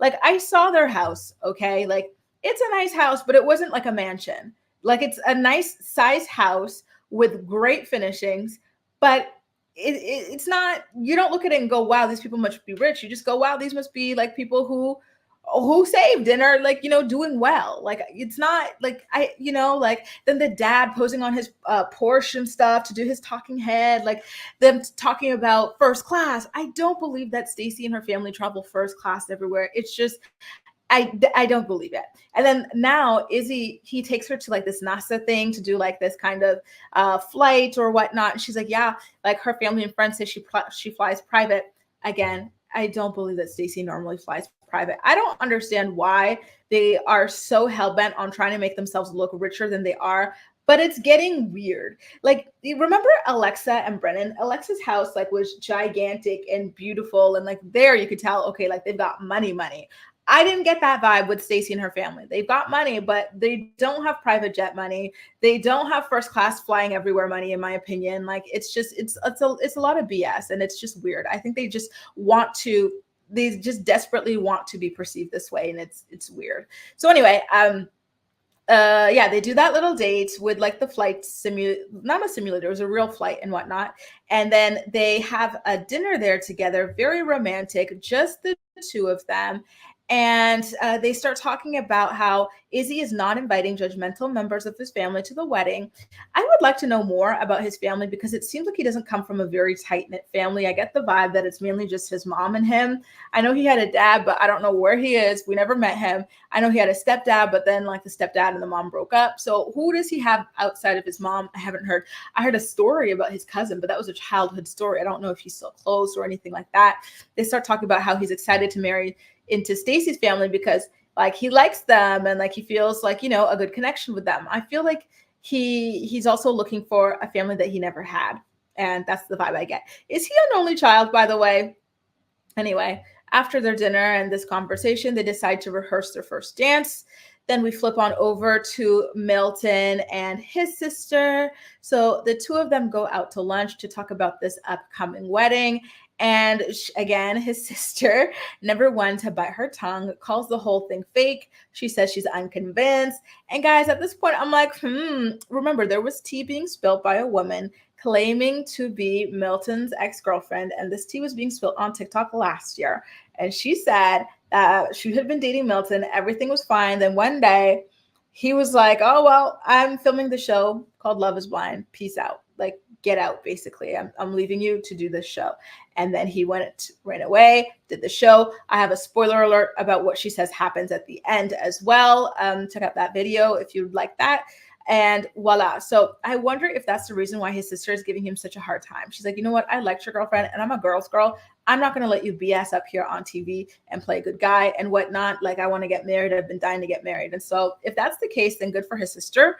Now, they have this conversation about Lydia's last name. And Milton says that Lydia has to change her last name when they get married. I'm like, yuck. And then the sister's like, well, what if she hyphenates it? She's like, no, I don't believe in that. She can't do that. I'm like, you little 24-year-old prick, like GTFO, the amount of paperwork it takes to change your last name on everything. Like, why should Lydia be obligated to do that? If she wants to do that, fine. But the fact that you're imposing it as this obligation, then she can't hyphenate her last name even, is just so sexist, misogynistic. Like, it's just so gross. You change your last name, you go through all that freaking work. Like, who are you? And mind you, correct me if I'm wrong, I could be off base here, but as far as I'm aware, in a lot of like the Hispanohablante, like the Spanish speaking world, they do keep both last names of their parents, and that's something that I really, really love. Like, I've got friends from Colombia, I've got friends from Mexico, I got friends from Spain, and they do this. They've got like the both last names of their parents. So like, if that's part of her culture to keep both names and then, each one pass a last name to the child, why would you try to strip that from her just because you are some misogynistic prick who thinks that she has to have your last name for some, stupid, outdated reason, right? Now, let's get into something ratchet. So, Izzy and his exclusive use of solo cups is already ratchet enough for me. But here he comes. Him and Stacy are packing up their apartment. It's their last day there. And he has this suitcase full of clothes that have not been folded a bit at all. They're just all piled up in the suitcase. And he's trying to fold the suitcase. That would give me the ick. I don't like idiots. I'm sorry, but that's just such a stupid, idiotic thing to do, to shove things like that and expect the thing to close. It's so inefficient. It's so lazy, and it's just so dumb. Sorry, but it's just so messy and just tacky, and I have so many negative thoughts about it. When I saw him lugging that thing around, I'm like, you truly are lazy, and it's gross. You can't even wash. You have all plastic dishwares and whatnot because you're too lazy to wash the dishes. You probably have a dishwasher and you're too lazy to even do that. And now you can't even pack a suitcase because you're too lazy. Ladies, is that the type of man that you want to have kids with? A man who's so painfully lazy, he can't do the most basic things. I was so grossed out by that scene. I still can't believe that he had to accomplish girls who've got their whole lives together fighting over his ass. How embarrassing for them. Now, and then he put the thing on the bed. His suitcase is on the bed. I was like, oh, it just made me so itchy, just gross. I hate that. So things are very obviously tense between he and Stacy this morning, and it turns out that they had a fight, and Stacy says that she doesn't trust him because he lied about his credit card history. Apparently, Stacy had asked him if he had a credit card. He said no. She asked him why, and he blew her off without explaining why that was. And I think this was early on in their relationship or in the pods or something like that. And sorry. And they never got to figure out why that was. And so now she's like, okay, well, why didn't you tell me in the pods? Because now here we are about to get married, and I'm just now finding out that you have all of this credit card debt or this bad credit and whatnot. I'm like, wait a minute, Stacy. What if you had talked to Johnny? She would have let you know that he had bad credit, because Johnny told me. She knew. She told my ass that Izzy had bad credit. How did I know that? And you didn't know.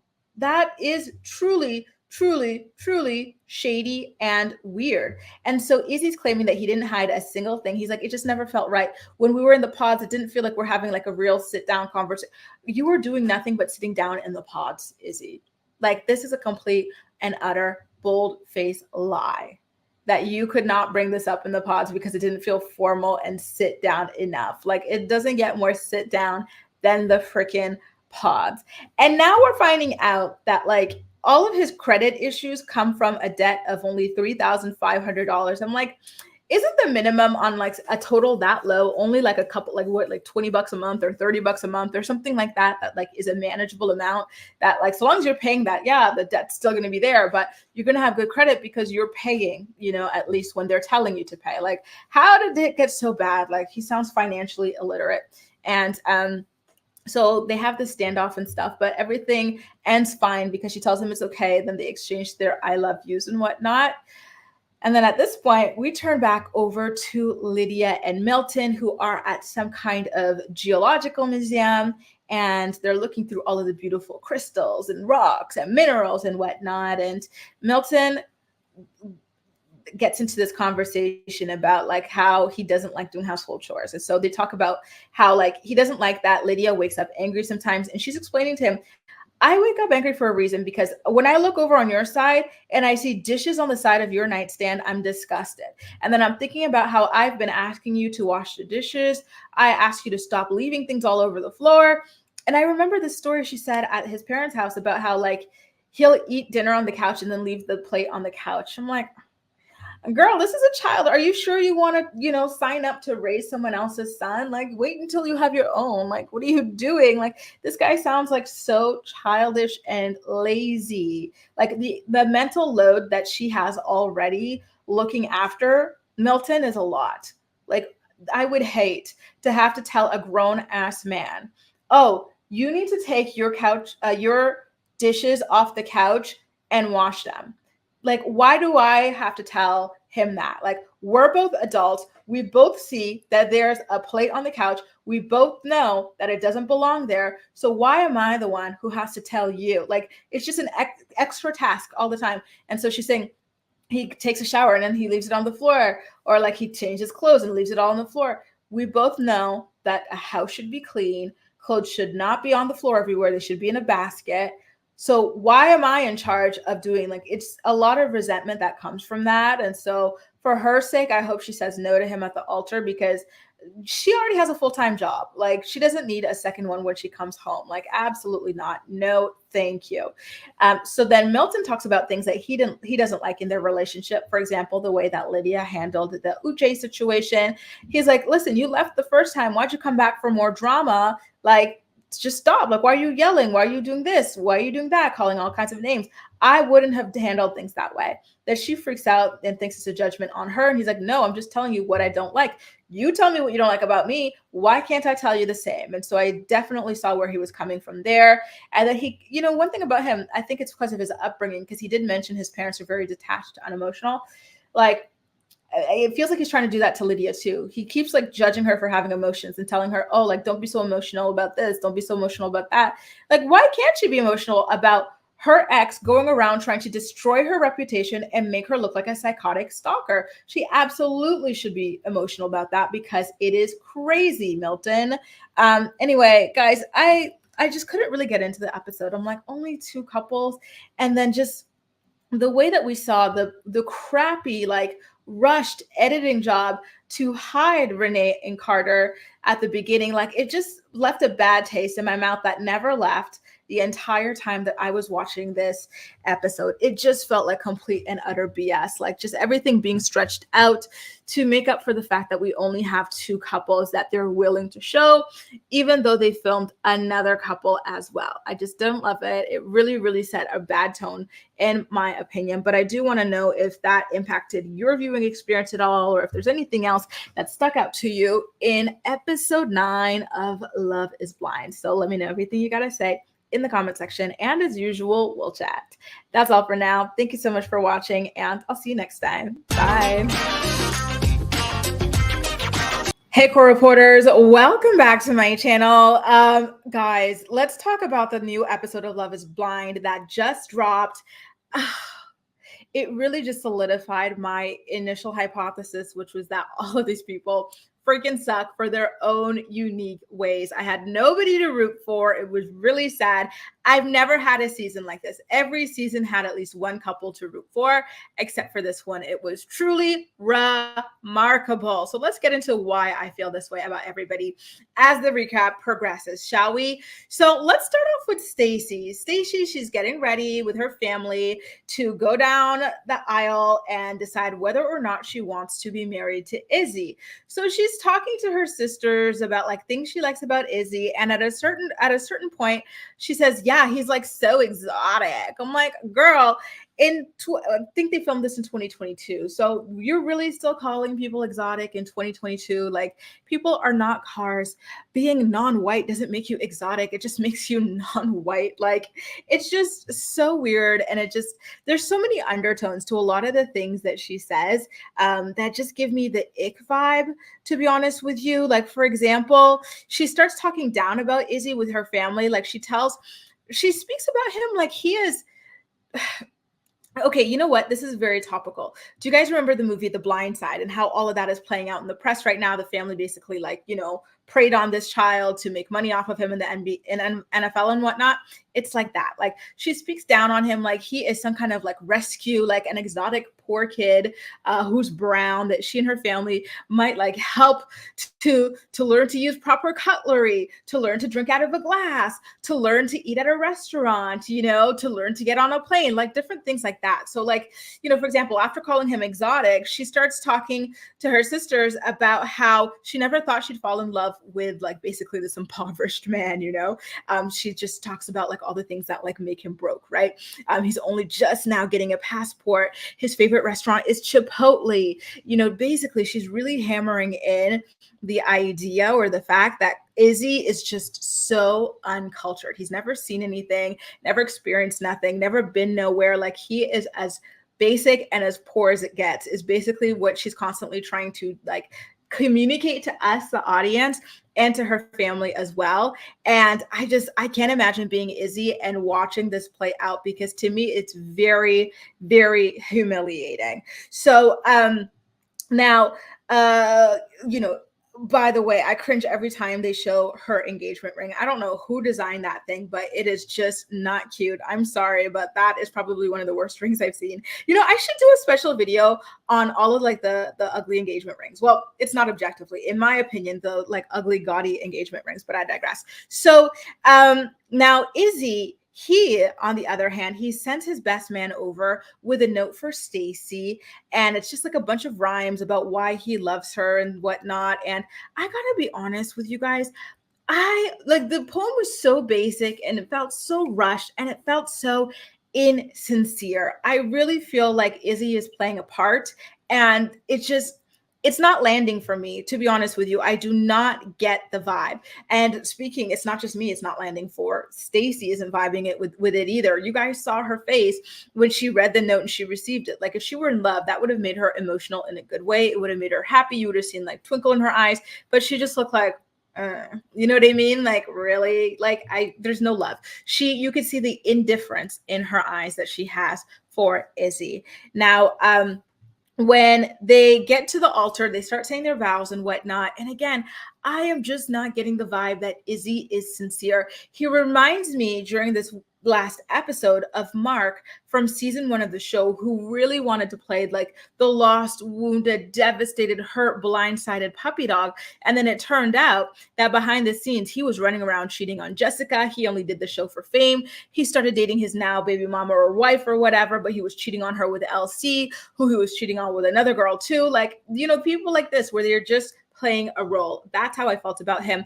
I don't think he was sincere when he said yes. He knew Stacy was going to say no, and I bet you she's going to come out and say that they both agreed to say no, and he blindsided her. I can almost 1000% guarantee it. And so, you know, after she says no, he doesn't even look devastated. This guy who's claiming to be so madly in love with this woman, can't breathe without her and whatnot, he just got rejected in front of everybody, and he looks so unmoved. It's kind of like the way Stacy looked when he sent over that like poem to her. You know what I mean? Like it was obvious. So he accepts the fact that she says no. She says that she needs more time and whatnot, and they kiss basically. So they would have you thinking that they were like gonna like try to date outside of the pods or something like that, but nope. He does also, by the way, tell her that he loves her. And so after this, they meet up behind the venue and talk a little bit more about her decision. And she basically asks him to date her for a little bit longer before they decide to go down this road. And he says, well, I can't do that because I'm always going to be wondering like when is going to be the right moment. When is this going to happen? Like, is she ever going to be ready? So he basically refuses flat out.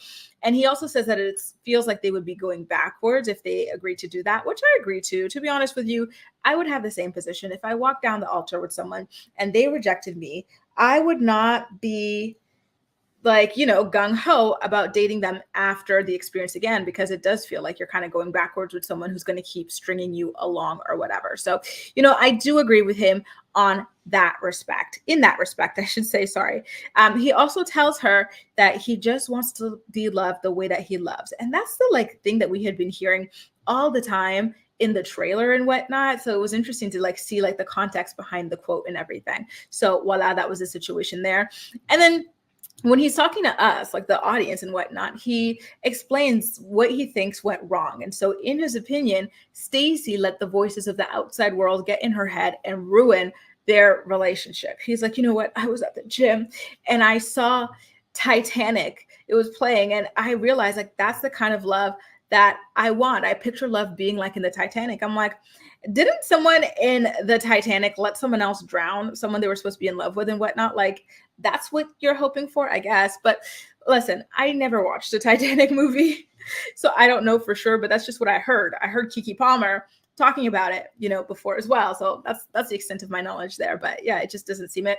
And then he starts talking about, oh, like love is supposed to be blind. Your money's not supposed to matter. Your credit score is not supposed to matter. I'm like, see, these are like the words of a broke man. Like, of course, you were trying to convince a girl with money to settle for someone who has no credit, like a terrible credit score, potentially bankrupt, no money, no proper job history. Like, no, love is supposed to be smart. Okay. It can be blind and smart at the same time. And I think that at the end of the day, Stacy made a smart decision to not marry Izzy. Izzy is, sorry, but so far below her lifestyle that it just doesn't make sense for her to align herself with him in a marital capacity in this moment without taking more time to look at it. Like, if he were more stable, it would make sense for her to, put the trust there to like get married and move forward. But, when someone's so unstable, they only started working a couple weeks before they started doing this show, and he's all like sketchy about like why he's not allowed to have credit cards and whatnot. Like, no, I absolutely not. And so for him trying to turn it around was disgusting to me. And what was really disgusting was when he came for Stacy's age. He was like, yeah, she's what, 33, and like, I'm married. I can offer her more than a rich 45-year-old, and I'm 29. I'm sorry, Izzy, but what can you offer? Like, you didn't even cook for her at all throughout this experiment, and it's something basic that you could do in the house. You didn't do it. Like, so what are you offering? Is it the plastic plates you're offering, the plastic cutlery, the plastic cups? Like, what? Date nights at Chipotle? I'm sorry, like, no travel, yelling at women together, like that's a fun date night for you. Like, I just don't get it. The audacity of this man. And, especially after being rejected by Stacy, he wants to make it seem like she's defective and she's single because she's defective, when the real thing is she's too good for a lot of the men out there, right? Like, she's in a different place and they're not in the same place. Why should she get with someone like Izzy? It just doesn't make any kind of sense, to a logical person. So like, she could have been married, Izzy. That's the thing. Like, she's not single unwillingly. She's single and not married because she hasn't yet found a man who meets her standards. She gave you a shot and you did not meet her standards. And that's why you're over here crying and trying to bring her down about her age. And she's over there thriving, probably going to end up with a nice 45-year-old man who's going to take good care of her, and will you ever get to that place? Only time will tell. Now, to be honest with you guys, like, this just gave incel vibes. Izzy is obviously not an incel, but this sounds like the stuff that they say online. Or the podcast bro garbage, like guys who just hate women, where you're like, why are you even trying to get with women? You obviously hate us. Like, ew, I don't like it at all. Now we switch on over to Lydia and Milton's wedding storyline next. And I don't know how to take this one. Like, if there were ever any doubts in your mind that Milton is a tried and true 24-year-old boy or man, sorry. Or should I say guy? Sorry. That Milton is a 24-year-old guy. This will not help at all. Okay. So what happens basically? First of all, we get Lydia saying that she has no doubts that Milton is the one. Sorry, but Lydia is extremely desperate for love. She would have gotten married to anybody who asked her to. Milton is not the one. She's just trying to convince herself that he's the one because she wants to be married at this point. And so, when Milton's asked about how he feels about Lydia, he has a few more complaints about her emotional volatility, impeding on her ability to make logical decisions at times. I'm sorry, but the way he speaks about her is just so pretentious and it's so condescending. We always call Uche out for being condescending, but Milton's not getting enough smoke for that. Between this and the comments about the way she speaks English, which he does continue at the wedding, and we will get to, I don't like him. And I think he's like really like toxic, to be honest with you guys. So he and his friends, like, this is where I was getting at earlier when I said he's just like a 24-year-old. He and his friends, they look like they rushed to this wedding straight after school. They're like, okay, we'll go to school for the first half of the morning. Then we're going to go to Milton's wedding for the second half. Ready, team? Let's go. Like this. Like, they just come with their backpacks. Like, they didn't look like grown men, you know what I mean, going to a wedding. They look like kids or teenagers or whatever going to a wedding. I have never seen people show up this way. Like, it just, I was like, girl, like, he's so young. I'm sorry. The backpacks, I can't. So anyway, another thing was that Milton couldn't even properly put on his suit jacket. He's like, has his arm halfway in. He asked his friend, and his friend's like, take it off. stretch out your arm, then we'll put it on. I'm like, oh, I have not seen any of the other men have this issue. Why is it that the 24-year-old, even at 24, you should know how to put on a jacket? My nephew's like 8 years old. He knows how to put on a jacket. Like, come on now. So then his dad gives him a lecture about being the 24-year-old head of his household over a 30-something-year-old woman. I'm sorry, but I laughed so hard. Like, Milton is not going to be the HOH or this or that. Like, stop. He's 24 years old. Stop, please. I don't know, you guys. I think maybe I'm a little bit biased because I'm so against the idea of me personally being with a guy younger than me. It just, to me, that maybe I'm judging it a bit harshly, but he just seems so young. I'm younger than Lydia. I'm 29, and I would not get with a 24-year-old. No, that's too young for me. You know what I mean? But anyway, it didn't seem like Milton was that into the conversation. Like, I kind of felt like he was kind of shrugging his dad off, and whatever, what can you do at that point? So then he walks down the aisle. Oh, I actually have a picture of him. So he walks down the aisle, and he's standing there next to the officiant, and he's asking the officiant in front of everybody after getting ready in his groom suite with all his friends, should I like button up the extra button? I'm like, he's just so childish to me. I keep seeing people online talking about, oh, he's the most mature guy here, blah, blah, blah. I'm like, are you guys sure? Like, do you not know what a mature man looks like? Because it is not Milton. I'm sorry. Like, this is 3 strikes between the backpacks. And then there was something else I'm forgetting. And now this. Oh, yeah, he couldn't put on the jacket properly. Now he's asking the minister or the officiant how he should button his jacket. Like, I'm like, by the way, is it just me, or was Milton and Lydia's wedding decorated pretty much the exact same way that I'm still seeing the white orchids, this and that, and at this time the florals looked fake, but whatever, that's neither here nor there. So they ultimately both decide to say I do, and they're married, you guys, and I'm quite stunned. I never would have imagined it. I did hear when his alleged ex-girlfriend went online to claim that this was going to happen and that he left her specifically to go on the show and get married and get famous. So that was already spoiled for me, but I'm still shocked that Lydia said yes to marrying this guy. And so afterwards, they start wanting to pop open some champagne, and he was about to open the bottle, and for some reason Lydia didn't even let him have a chance to open the bottle. She's like, do you even know how to open a bottle of champagne or pop it? Here, let me do it. And like, I just felt like, girl, like, why are you mothering this guy? You are not his mom. Like, it has to be an incredible turn off. Like, it's just not cute. Keep emasculating him and see how long you last. Like, that guy is able to open a bottle on his own. Stop. So there was a fun moment though at the end of the wedding, which was when Milton wore Lydia's veil. I found that to be really cute and lighthearted and everything. It was so funny, especially with him being so tall, like it was really, really, a cute moment. We've never seen that. So that was fun.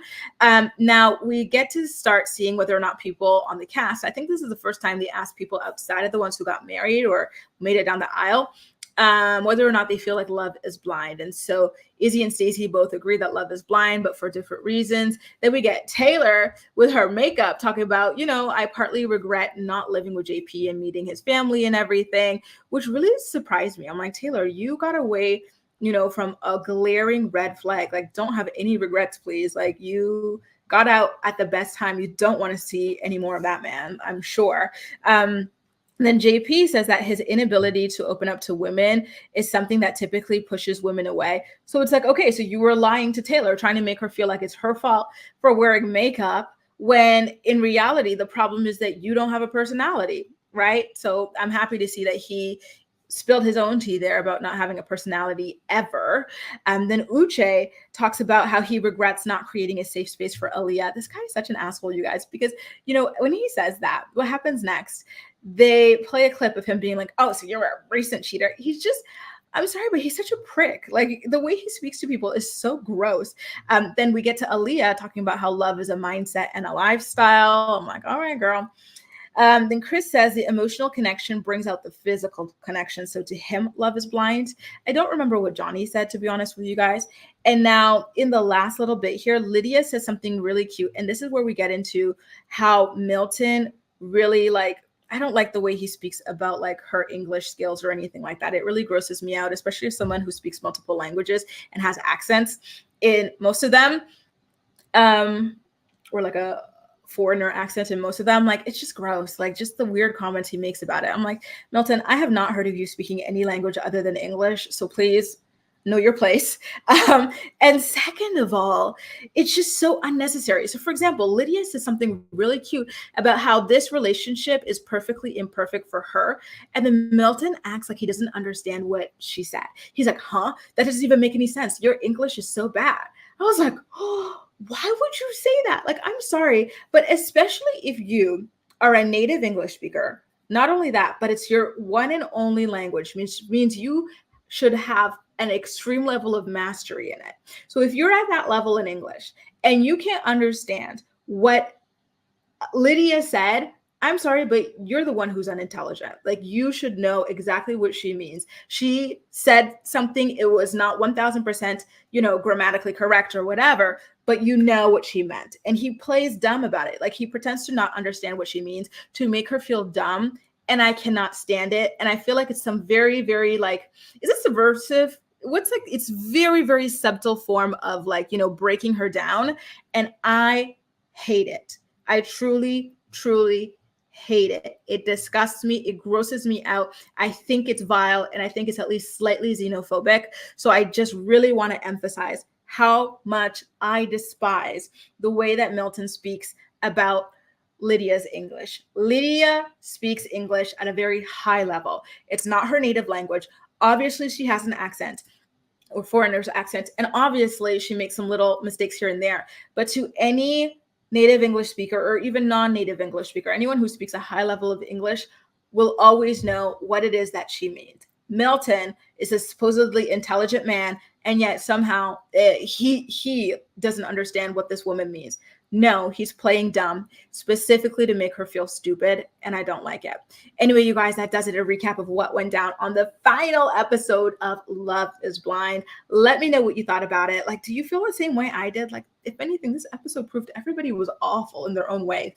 Like Izzy with that weird rant that just felt so like neckbeardy, incel-y, podcast bro-ish. Like, I'm sorry, Izzy, you don't have anything to offer women, not financially, not emotionally, and not even home cooking. So who are you to say that you can offer her more than these nice 45-year-old men that have her jet setting, eating nice and whatnot? Stop. And then Stacy, those weird, slightly subtly racist comments, like he's exotic, he's so poor, like that type of stuff. Like, ugh. And then who else? Milton, those comments about Lydia's English, very, very unacceptable. And then Lydia just being so damn desperate. I'm sorry, but this was not a good season. This was not a good cast. They had more couples that were engaged, and they chose not to follow them just to end up with this complete and utter show. Embarrassing. Anyway, guys, let me know what you thought about this in the comment section down below. And as usual, we'll chat. That's all for now. Thank you so much for watching, and I'll see you next time. Bye.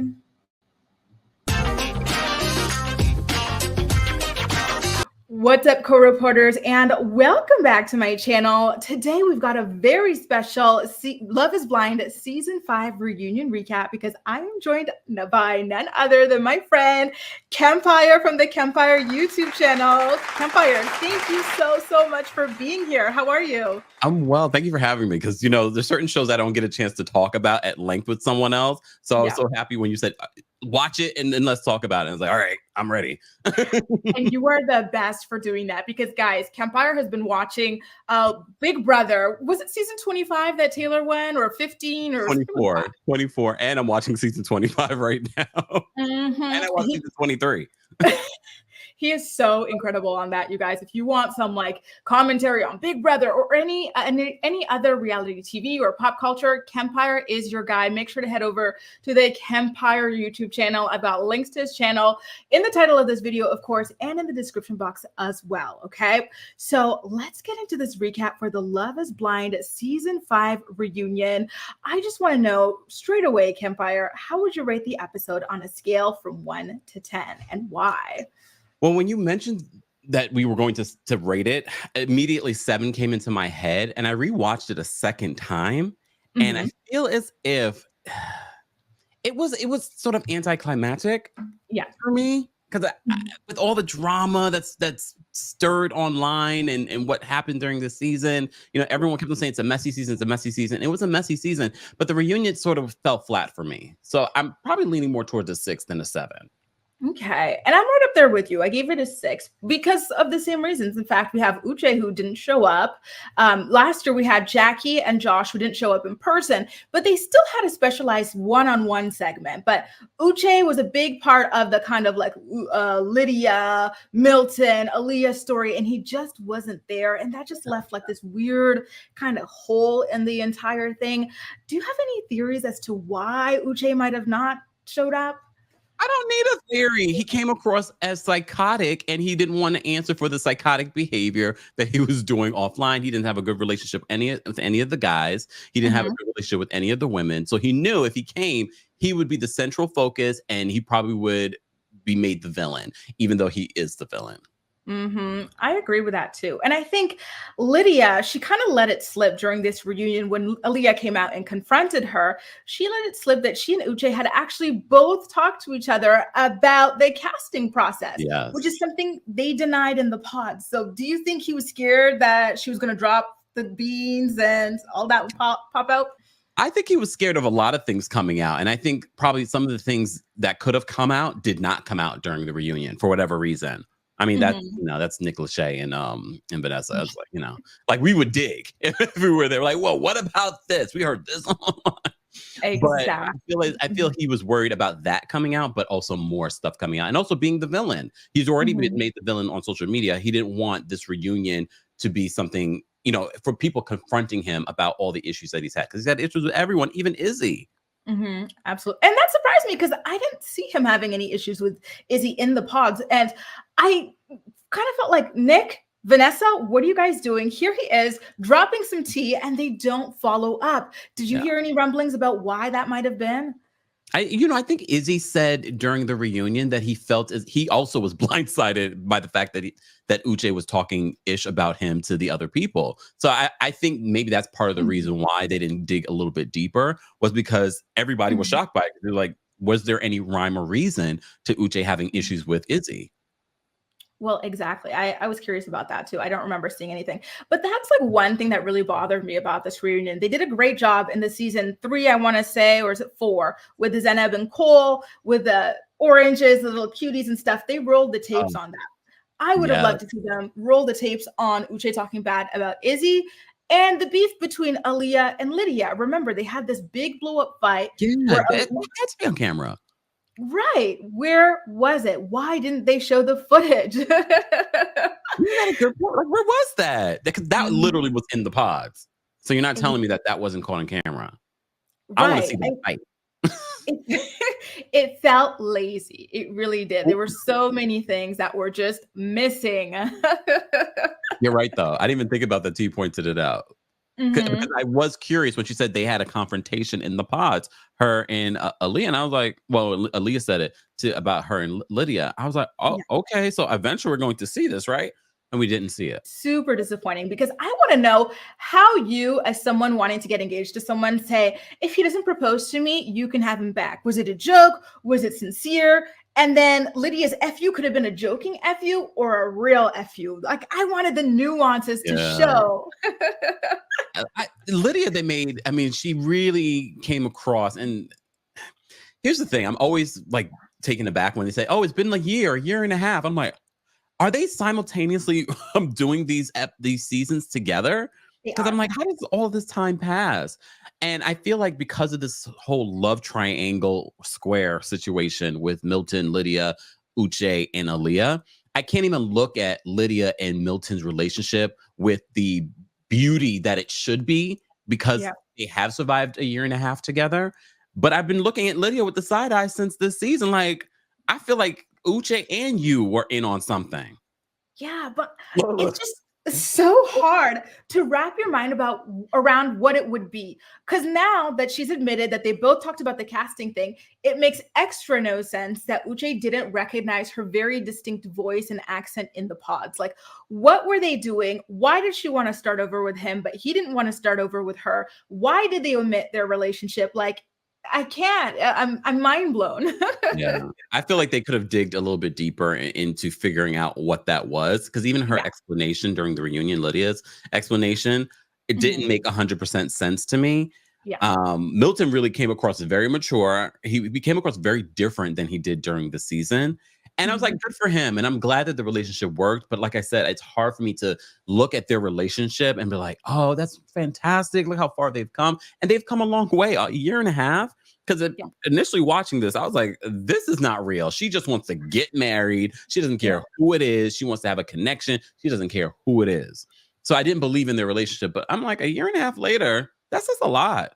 I mean, they could still get a divorce in a couple of years. I'm not wishing that, but you know what Yeah. I mean?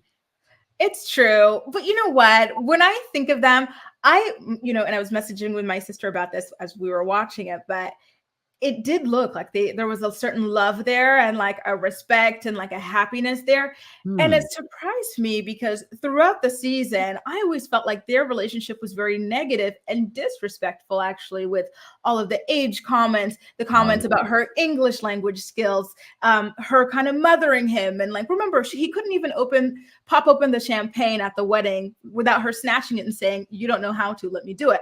He couldn't cut the cake without her saying, "You don't know how to do that." She couldn't speak, a sentence without him saying, "Your English is terrible." It's just so negative.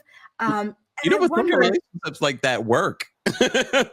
oh God, I feel like I'm too weak for a relationship like that. Like I can't be attacked constantly. But remember, we have to keep in mind we are seeing all of these moments because editors have decided we want to highlight these particular moments. We're not seeing Yeah. their full relationship. And like I said, and I'm glad they pointed this out that it's a year and a half later and they're still so madly in love. And hearing Milton speak on how much he respects her, Mhm. that kind of switched it up for me. But I'm still giving Lydia the side eye because I just don't trust her or Uche. Yeah. Do you Off, think something off. can happen? Well, you like her and Uche? Yeah, because you're saying I don't trust her or Uche. What do you mean you don't trust I her think they or both are Uche? are two. They're cut from the same coin or the cloth, Yeah. whatever it's called. Mhm. I feel like they're very similar. There's a reason why they were dating each other. I do believe Mhm. that there was some sort of plot and plan to get on this show. I also believe that first of all, can we talk about when he said that these girls that I'm talking to or friends with on Instagram are telling me that you're watching their stories? Do they have like one or two people watching your stories? Because how do you know this particular woman and this woman knows your Uche is watching your stories? For me, that never made sense.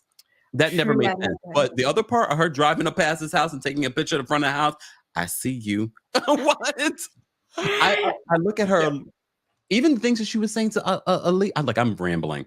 I Even the love things it. that she was saying to Aaliyah in the pods, Mhm. when she told he told me, she's like, "Oh my god, you know," and then she started rambling all these things. It was questionable behavior.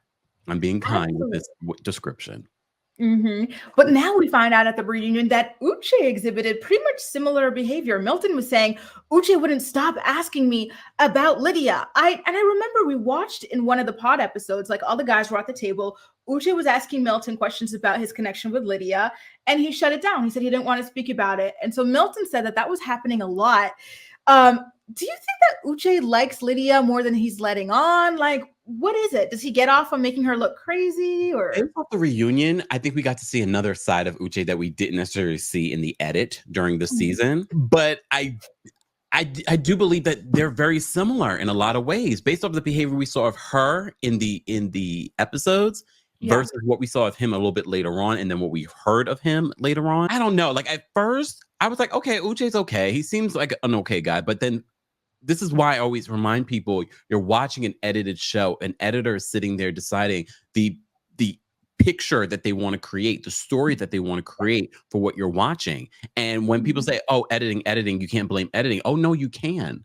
Because there's so much context that can make you change on what you feel about a person. Like Uche. Like I think in the beginning of the season, we were sort of like, okay, Uche, I'm not too sure, but you don't seem as bad. They made Lydia look a lot worse than they did him in the original, first few episodes. I agree. And I do wonder why that is. Because like you said, they're extremely similar. Even hearing that Uche was texting everybody these messages like, hey, if you want to talk about the way I spoke about you on the thing, hit me up. He sent that to both ladies. Then he hit up Milton a couple of times. Milton says he never responds when Uche texts him, but Uche keeps reaching out. Like, it sounds like he too was a little off. Would you say? I'd block him. Don't hit me up. We're not friends. Mm-hmm. Exactly. Like, I don't know. It seems like he too has like a boundary issue when it comes to people. And to be honest with you, I feel like Uche doesn't read social situations that well. And one thing that really bothered me. Like Lydia? No, it's true. She doesn't. But like something about him and the way he and Izzy feel so comfortable yelling at women, especially like in public like that, just grosses me out. Right. That was quite telling about Izzy's character. And like he did at least apologize at the reunion. And what's her name? Johnny. She acknowledges that Izzy had apologized like a year ago after it happened and everything, but that Stacy never apologized. Did that make you look at Stacy any differently? Not really, because I kind of got where Stacy was coming from when it comes to Johnny. Izzy a little bit different. But no, I didn't expect Stacy to apologize. And you noticed Stacy still did not apologize, even at the reunion. I don't blame her. Like, here's the thing. I don't love Stacy. I didn't love her personality. She's felt a little like standoffish to a lot of people, but I think that's who she is. But despite that, I think once you break down that wall, she's probably like a really good person. So I kind of got where she was coming from. She's like, I didn't come here to make friends. I came here to find the love of my life. So I can kind of respect that. I wonder where her sign is. We're gonna have to look that up. I always want to know. We will look that up because you know what? It always tells so much about a person. I know there are people who don't believe it in it or whatnot, but I love it. Anytime I'm at a party or a social setting, I want to know what people's signs are too. You guys. If you're just joining me, I am here with Compilation from the Compilation YouTube channel.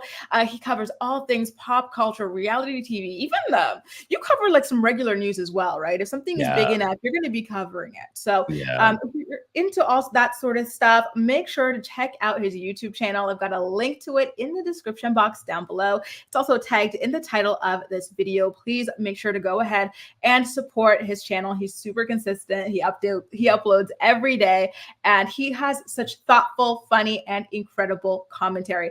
Compilation also has a wonderful podcast that I'm addicted to. Yeah, great merch for that one. I am obsessed. It's a really, really good podcast, you guys. He's always, one thing every time I put on your podcast, I'm like, all right, here we go. Let me hear about the dental health. Then we'll get into the tea.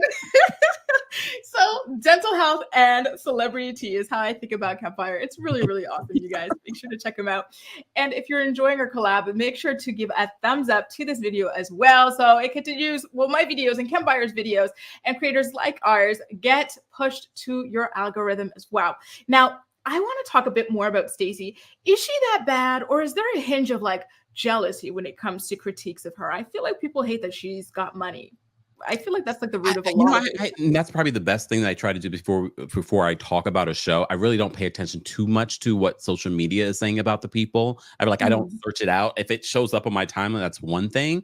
Yeah. Especially with Love Is Blind, because I think it was last season. It was so like volatile on social media from last season, and they had their pitchforks out for Vanessa Lachey. And look, she's back. Back with a vengeance. And, to answer your question from earlier, they are shooting these seasons in tandem. So the one with Deep T, I believe it's season 2, and the one with Zainab, people were like, oh, Zainab, she copied Deep T's kind of like, I'm walking away, I choose me moment. But then it turns out, no, they were shot at the same time. So Zainab had no idea what Deep T did. So this one was shot in tandem with the season that we watched prior as well. I was like, they had to, because there's no way, like a year and a half ago. I'm like, wait a minute. Like, the math is not mathing right now, but yeah, that makes complete sense. That makes complete sense. Yeah, I'm telling you. Now, there was Aaliyah who popped out at the reunion. Aaliyah and Taylor, they kind of got their little like, what is it? Phoenix moments, right? Like they pop up from the ashes. They look absolutely gorgeous, the two of them. How do you feel about the way that they were treated and their storylines were handled in the reunion? Taylor, I don't know. She seemed a little angry when she came Very. out. Yeah. I was just Mhm. like you cut things off early. It's not like you went all the way to the altar and he said no. She seemed very angry, and they had not even seen each other or spoken to each other since then. And it's Mhm. not like he was so verbose in his confessionals that I could understand. Like he was saying all kind of crap about her. He really wasn't saying much. He wasn't saying much at all. And I really called it. I talked a little bit about this on my podcast, and I said that I think the reason why JP was a little bit different. I think he's socially awkward. The fact that he says that his friends are sort of the ones that initiate dates Right. for him in flirting with people. I was like, oh, he's socially awkward. Yeah. So Mhm.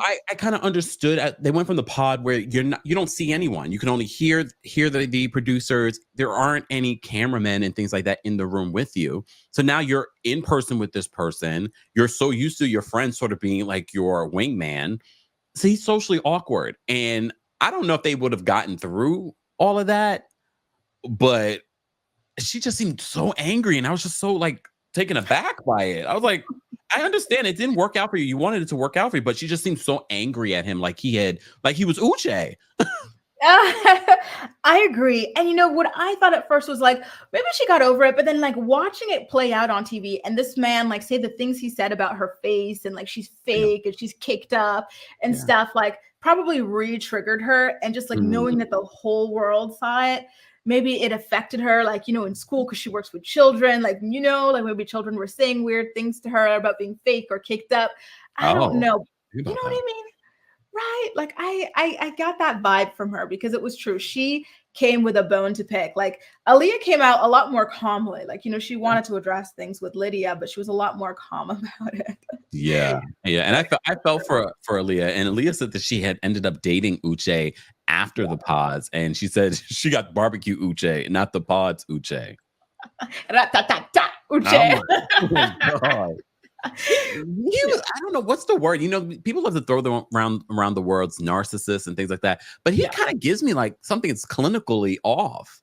Well, that's what I mean. I feel like he doesn't read social things and he doesn't emote. Do you ever notice he yells at people and whatnot? His face will be straight. Like there's that scene where he's Mm, yelling at Aaliyah for leaving. His face is straight. When he's mhm, yelling at Miriam at the barbecue, face is straight. So I do think that there's an emotional disconnect somewhere there. And it's mm. funny you bring that up because I always felt like, when it comes to like white guys on the show, people are so quick to explain away their behavior with like, autism diagnoses and this and that, you know what I mean, like to really try to give reason, Justify.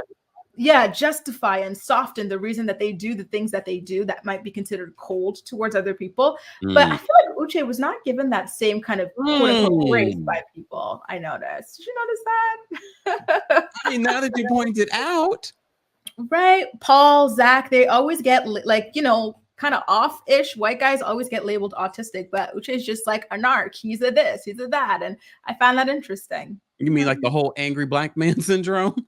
Yeah, I guess that's a thing. I only knew about it for women, but I didn't know, and now I'm Nope. seeing that there is a double standard too when it comes to men as well. Black men Yeah. get it. We talk about that a lot here in the States, like when there's a pow pow pow situation, because we have a Mhm. serious problem with that here in the United States. And it's a white man, it's all kind oh, it's mental Mental, illness. always. If it's a black man, it's a whole other situation. Put him under the jail.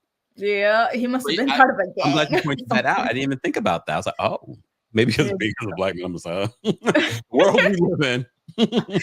Exactly. And I don't want to like make apologies for Uche because I really don't like him. Him and Izzy, I don't like because the way they yell at women. But I do notice there's something off with him, and people were not like running to diagnose him the way that they do with other people. Mm. Speaking of him, how did you feel about Aaliyah saying that he told her that she wasn't his usual type? What do you think that means, and why would she date someone who told her that? Let's just call a thing a thing. He dated Lydia, Yeah. uh, a Puerto Rican woman, lighter skin, curly hair, and now we have Aaliyah, a darker skinned woman. and, a little bit more coarse hair. Come on, we know what that was. But my thing is, I get so frustrated when these folks that are on Love is Blind and they are literally having issues with the way someone looks. If you are that hung up on someone's looks, if that's such an important detail, and I'm not saying that's wrong, then you don't go on Love is Blind. You don't I agree. You have to be open. You've tried everything. All the things that you used to like, you can't like anymore because, well, you know what? Here's the thing. Here I go twerking on the fence. Maybe that's what the process and the experience is for. So you realize, you know what? Maybe I am a little bit more shallow than I thought. It's true. I feel like sometimes you try to talk yourself out of certain preferences you have. I don't have like racial preferences. My only preference is height. I swear I date men of all backgrounds, but like they have to be at least 6 feet tall. If you're any shorter than that, it doesn't work. I know. And I've tried. I've gone out on dates with like guys who are like, my height. I'm 5'6". I've gone out on dates with the guys who are like 5'6" to like 5'9", and it just even 5'10" doesn't really work for me. It has to be. There has to be a 6. There would be no future between us. How tall are you? I'm 5'10". 5'11" day. I know. It's so close yet so far. For me, like I feel like that's the lowest I can go. But like 5'8" and stuff, and it's nothing wrong with them. They're great looking. It's just something about it just doesn't work for me. Do you have anything like that where you're like, I'll try it, and you try it just doesn't work? I'm really open-minded, and I understand that the world is not like that. Like I'll date a whole assortment because when people say, "Oh, I think you're just very picky," I'm like, I'm really not picky. I'm really not that picky. I mean, I have standards though. Come on. I hope. I have standards, but at the same time, like the whole racial preferences or religious preferences or height preferences, I don't really care about height too much. I don't mind if you're taller than me. I've dated all short. Tall. Sidebar. I remember Tinder had this sort of like glitch, and I didn't know it until someone I went on a date with from Tinder told me, your Tinder account says that you're 5'6". I said, what? When you met me, you probably like, oh my God, that's 5'6". So like, I don't have those preferences in regards to height or anything like that. I'm trying to think, I mean, there are deal breakers. Like I want you to have good credit, Izzy. And we're going to get into that. I feel like he keeps on downplaying his situation. He's like, I don't have debt. I just have bad credit. Why can't you have credit cards? I feel like he was bankrupt. Just saying. Yes, because I was like, okay, I feel like, and look, I have good credit. So yeah. However, I feel as if you can fix your credit pretty easily unless you file for bankruptcy. You file for bankruptcy over $3,500? That's what just doesn't make sense. I think he's lying. We got to add another zero. It's at least 35,000. Because if you had issues this big where you can't pay like the minimum, what is the minimum on 3,500? Like $50 a month or something like that? No, like it's lower than that. There's no way that was his debt. There's just no feasible way. I don't think. And I think that's why Stacy was like, I can't say yes because I feel like there's still a lot unanswered. And everybody in the pods knew about your debt on both sides of the pod. Yeah. Knew about your debt, yet the person that you chose did not. I felt like he specifically left that out. Johnny knew about his debt. Yep. And why do you think he left that out? I think he knew. I think based off his conversations with her, he knew that she would not say yes. She would not move forward with him, knowing that he had bad credit. See, look, here's the thing. I would date someone with bad credit because I know it's fixable, but I need to know the extent of your bad credit. I'm not marrying you either. Right. I can't believe the amount of people who act like she is spoiled and she's so this and she's so that for refusing to marry a man with bad credit who lies about his bad credit, why he can't have credit cards, and who hasn't had a proper job yet. Like he hasn't held down a stable job. Right? He said he never held down a job for more than a couple months. He had this like job. His friend got him a job just before. It was like insurance sales or something like that. And he worked like a week and a half before coming to do this show. And it's like, why would she marry him? It makes no sense. 2 Mercedes and a house of her own. She's going to marry this guy. Like, be for real, you guys. Be so for real. Are very important aspect, love is blind, but we also understand that love is not going to pay the bills. Love is not enough to sustain a relationship. Finances is one of the number one causes for divorce. And you're not being honest from the jump about your finances. She was probably like, I can't trust you. Right. And did you get the vibe? I got this vibe that Izzy still wants Stacy. Like he was being so tactile with her. Yeah, you saw it. Yes. I think even though he's dating this other woman, I feel as if she would give him another shot, then he would go for it. But I think she's sort of moved on. She's moved on from that because I think we still have never gotten to the truth of your finances because it doesn't make sense to me. I have bad credit. I don't owe anyone, but I have bad credit. So immediately I thought to myself, oh, he must have filed for bankruptcy, which can affect your credit for several years.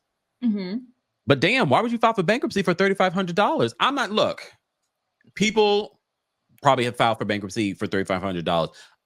Maybe he was told by the wrong person, oh, you should file bankruptcy and then you won't have to worry about this anymore. Instead of making some sort of deal arrangement. Look at me giving him advice for his credit situation that's already bad. It's, I feel like especially in the gig economy, he could have been doing Uber. He could have been doing, whatever, Uber Eats or something like as a side hustle to make money in addition to a full-time job to pay this off. He could have paid it off. And that's just what makes it all so suspicious. I want to know the full story. And I would feel weird as Stacy that he told his other girl and everybody else except me. It doesn't jive right there. I think once we found out and all of that information, I think that's when she sort of was like, yeah, I love you. I love everything about you. But this was such a monumental thing that you never brought up and you never pointed out, and other people knew before me, your fiance, the person you're supposed to spend the rest of your life with. It was a red flag. The red flag was slapping her in the face, and I'm glad she chose the way that she did. Me too. Team Stacy all the way there. I do want to ask, do you feel like Nick and Vanessa Lachey should have kind of held him to account for those comments he made about her age when she rejected him at the altar? Oh, I forgot about that. I forgot about that. But now you pointed out, they should have held him accountable for a few different reasons. I think they should have dug deeper into that, but they should also dug deeper into the finances because I think the audience is still left like, it's not making sense, Izzy. Did you file for bankruptcy? Why is your credit still bad if you don't owe anyone? Bring us your credit report. We want to read this on air. Andy Cohen would have. When you say bad credit, what's your credit score? Exactly. What is your credit score? Because if he tells me 600 and something, that's not bad credit. Right. What's the lowest you can get? I don't know. I don't 0. I don't know. I don't know that life. Thankfully, look, things happen, especially here in America when we don't have universal health care. So things can happen where people have bad credit. So I'm not judging him for having bad credit. I'm judging him for not giving us the full truth. I agree. There's holes in the story. I completely agree. And it's kind of funny for me these days, having been on both ends. When I was living in Canada, we had the credit system as well. But here in Europe, there's no concept of it. So I wouldn't know if someone had bad credit because people don't really do things on credit like that here, right? So it's very interesting. How do you get a loan if you wanted to get a loan for something? So I went through this process with a guy I was dating the other year. He wanted to buy a house. So what they did is they look at how much money you've got. And then he had a car. So they see what you're paying for that. And that's basically it. How much money are you bringing in? What are you paying for? How much is your rent? And then from there, they tell you how much you can afford. But there's no credit to make sure you actually pay your bills. Isn't that interesting? I wonder if that works better than the system that we have now. Because I feel like the system that we have now really holds people back. Especially people of a certain, hue, but also of certain people that of financial status, people that are poor are held back because of those particular situations. And I wonder if that was set up intentionally here in America. I wonder too, because, here, it works. People are, getting loans for homes and cars and this, that, and the other, and they're paying them just fine without the system. So it would be interesting to get a bit more information about that.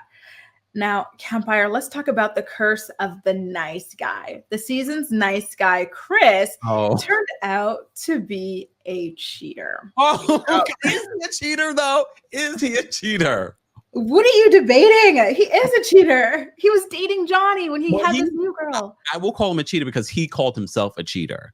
Yes. I just don't know. Were they exclusively dating? Were they boyfriend and girlfriend? Because I wasn't clear on whether they were actually together. Because for him to go ghost her, it says to me that maybe you were just sort of talking to each other, you were dating. Everyone's terms for that can be really different. He though says that he considered it cheating, and the way that he handled it was wrong. I can respect that, but I still sort of confused. I was like, were you guys like dating? She said on the show, remember? She said, we're boyfriend and girlfriend now. Oh, yeah. Okay. Yeah. Now it makes more sense to me. See, this is why it's important to have these conversations. Because I was like, were they dating? Were they boyfriend and girlfriend? Yeah. Well, then it makes it even worse, Chris, to just disappear. Right. Honestly, that was really, really cold-hearted of him. And I feel like this is what women mean when we say, like, guys who claim to be the nice guy or whatever, like, they're not really that nice.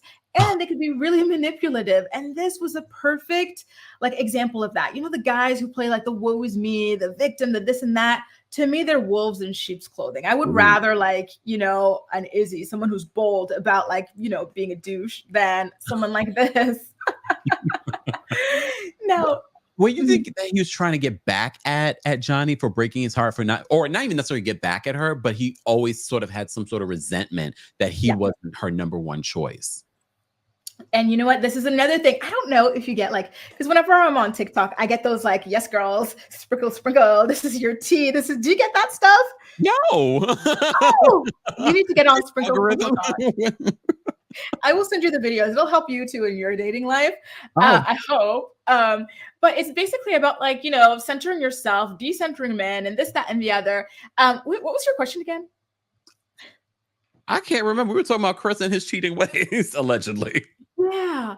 Well, yeah, it was about, like how like the fake nice guy act. It's just fake and whatnot. And I forgot. You had a really good question. I'm sorry, Campfire, but I forgot. Can't remember either. Lord have mercy. The live chat will remind us. The comment section will remind us. Yes, guys. Please, please, please let us know. And if you can answer Campfire's question for me, I would love to see what you guys have to say about it. And please also make sure to check out his channel, subscribe, show him a lot of support. Campfire works super hard on his content. He's daily, he's consistent. It's the Campfire YouTube channel. And if you're enjoying the stream, again, please make sure to give it a thumbs up. Now, Chris, he just could, like, he wanted to really dig it in. Oh, now I know. You asked, did he do it to get back at Johnny for not being his number one? Yeah. And the sprinkle girlie, she says, listen, never get with a guy who was not your number one, because if you make him wait, you know, a guy who chases you, he's just going to continue chasing you just to play in your face because he knows that he's not your dream guy. And this was a good example of that. Like, I do believe, if she chose him first, I don't think he would have done this. That's why when in the pods and he said that he wasn't going to move forward with her after she had rejected him, I was like, you know what? I respect that. That's probably for the best, because part of me, there is a small part of me that's like, well, you do like her. She did like you, but you know, you weren't her number one choice. But then she was a little funny with what she told Izzy versus what she told Chris. I always kind of looked at Johnny with a little bit of a side eye. I'm like, I don't know about you 100%, but I'm happy that it feels like everybody on this cast ended up in some sort of relationship, talking to someone, dating someone. And Chris apparently was talking to someone else while he was talking to Johnny, and now he's with that other person and living with that person. He could not wait to rub that in, that they're living together. He even said he doesn't regret like his road to get there. I'm like, oh, so you were fine hurting Johnny, you know? And his excuse for why he didn't just break up with Johnny, it's the typical nice guy. I'm just too nice. Like, I have a hard time letting people down. So that's why I just got this other girlfriend. I couldn't break Johnny's heart. Like, oh my God. But like you said, but it is hard. It is hard. Look, I'm gonna defend the nice guys. No, I'm gonna defend it just to give an opposite opinion. It is hard because sometimes people's reactions, you just don't know how they're going to react. Yes, you would hope people are going to react in a very nice way, but like, okay, I understand where you're coming from. Well, no, sometimes people are psychotic. Sometimes people have reactions. Sometimes you see another side of people when you tell your truth, and you're like, oh, that happened to me not too long ago. I told my truth, and the person's like, I was like, oh, you showed your true colors. And I was like, and there it is. And there it is. Mm-hmm. So, but like, what about by text? By text, then you know someone's gonna be like, well, he broke up with me via text. I break up with people via text. You know what? I don't know. Look, it depends. It depends on how long you've been dating that person. If you've been dating, if you met this person on a reality show, give them a call. Meet them in person.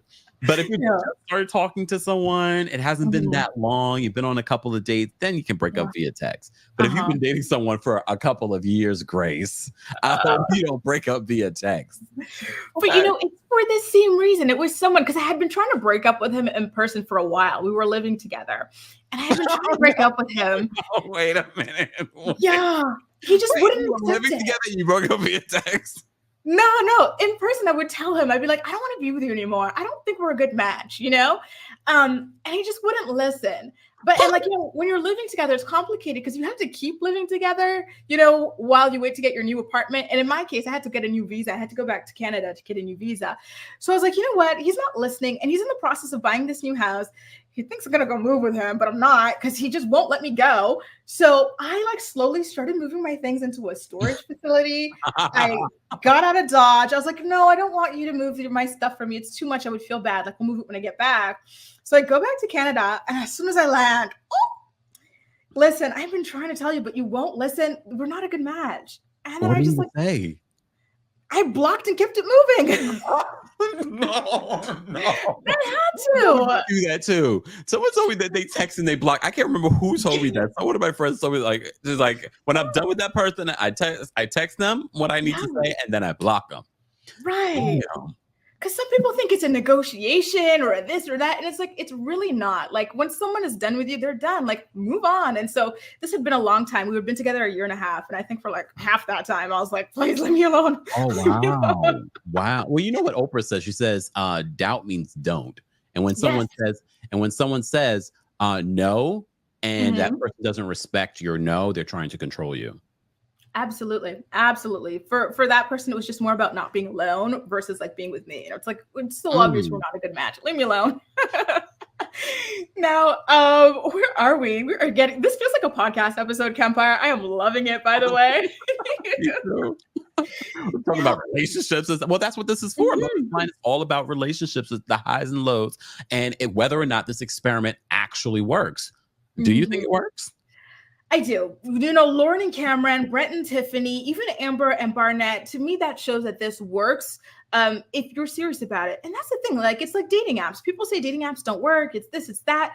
But it's the types of people. It's like, they do work and they should work, but it's the types of people. The problem is that there's so many people with all of these like issues that use them. And just like Love is Blind, there's so many people with all these issues or ulterior motives that come on the show. But would you sign up for Love is Blind if it was not televised? No, if it was not televised as a matchmaking. Oh, maybe. If it wasn't televised, maybe. I would too. But I'm not going to sit here and pretend like attraction isn't important to me. But what I do know, after attraction, you have to have some sort of depth. And I think people become more attractive the more you get to know them, or less, because when you get to know them, they're not that great. That's true too. I feel that way too. I'm like, if that was the whole thing, like, you know, like you do the pod thing, then you meet and get engaged, then you go on a vacation, then you decide after if you really can spend your life with this person, but maybe give you like 2 months instead of like 1 month or whatever, or 3 or whatever. I would like that. Just not on TV though. Someone should make a matchmaking service like that. I think a lot of people would sign up, to be honest with you. And I think that's lovely. I still miss that show, Love Match Atlanta on Bravo. I thought that was such a really good show. I wish they would have brought that back. I love seeing that whole process of matchmakers. And I think when I'm ready, I think I will get a matchmaker. Really? I love that. I feel like if you get a matchmaker, you're going to meet people like certain caliber of people who match you. Good credit. That's important. Good credit. Izzy. They check all that, but they do background checks. So what would you have on your list for a matchmaker? Good credit. Has employed. Yeah. Has seen a therapist at least once or twice. That's a good one. Look, attraction is interesting to me because I feel like I've been attracted to so many different types over the years. So like for me, I'm like, I'd be open to it. But I mean, you can't be, you know, slovenly. Like you have to, because even if you're not the most attractive, if you upkeep and you take care of yourself, you know what I mean? And when I say take care of yourself, it doesn't mean that you're always in the gym. More so like you take care of yourself. You bathe. Right. You bathe, you groom yourself well, you dress well. I get you. I get you. You I'm wash the your same way. hands. Clean Is house. what are the men in New York like, Compile? You're scaring me. I don't know. The guys that I've dated, they do all of those things. But I'm Mhm. just saying, I'm sure there are people that have dated people that don't. Like for Stacy being upset about him having plastic cups, like that wouldn't bother me. That's why you have a relationship. I'll come in. I have the good china. Get rid of these. That would bother me. I don't think I'd be able to do it. Why? It just is such an ick. It's not even that. It's that Izzy says he does it because he's too lazy to wash the dishes and stuff. And I'm like, what else are you too lazy to do? Because I think a lot of domestic labor and like child stuff, like unfairly falls on women. So if a guy's telling you right off the bat he can't even be bothered to wash dishes, it's like he's too lazy for me. I've never thought about that, but Izzy has a trend. There's a couple lazy aspects to Izzy that we've seen in this season alone. So yeah, interesting. Even Milton, he said that he's only washed the dishes 3 times in a year and a half that he's been married to Lydia. Like, isn't that wild to you? Like, I couldn't be married to a man like that. I never think about these things, especially as like gay men, like those like social norms and things like that already sort of out the window. So I don't even think about stuff like that. Also, I haven't been in a relationship in a while. So those things, and I have a dishwasher. So right. I don't think about it. I'm glad that you're pointing these things out because it's important to know. And I never thought about that. I was like, well, I didn't think about that. I know I've come into a relationship and there's certain little things that I don't necessarily do as a single person, but I see that the person I'm dating does. And I'm like, well, how about this? How we try this? So I just felt like she made such a big deal about the plastic plates, but when you put it that way, I think, oh, okay, well, maybe that's what she's thinking, in regards to that. Yeah, she doesn't want Lydia's life. I'm sorry, but Lydia cleaning up after that man, no, thank you. Apparently, Lydia has embraced it. We'll see how long she can embrace that for, because it sounds like a lot. But here's the thing, they both make good money. Like, get a housekeeper. I've always had a housekeeper myself, and it's not like a daily thing. She just comes in once a week, and that works for me. And even in like in relationships, it's always a thing. My guys always have them too, so it's like normal. And I feel like I want that for my whole life, like just someone who comes in, like, because that's a big issue in relationships, right? Domestic labor and stuff. So just have someone do it, like the heavy lifting, and just do the other day-to-day stuff, and it's fine, right? Yeah. I mean, I have a friend that was a fight with him and his husband, and then he got a cleaner, and that's one less fight for them. And I was like, that is a lesson for me to put back here. But I have a cleaner, but she doesn't come once a week. But when you said, I was like, should she come once a week? But I clean up myself, and no one cleans the way that you clean. So I always find myself cleaning up and just organizing after the clean. Like, just scrub the tub. Dude, that stuff I don't want to do. Scrub the tub, clean the baseboards. Yeah, exactly. The hard stuff. I love just having that deep clean, and it helps in relationships as well. Don't worry about that. Kempire, listen, I'm sorry I lied to you. I told Kempire this would be really quick. It'd be like 30 minutes. But I just love talking to him so much. I could do this all night long. So I ran you up. I'm sorry. No, I didn't figure this much. I allotted the appropriate amount of time.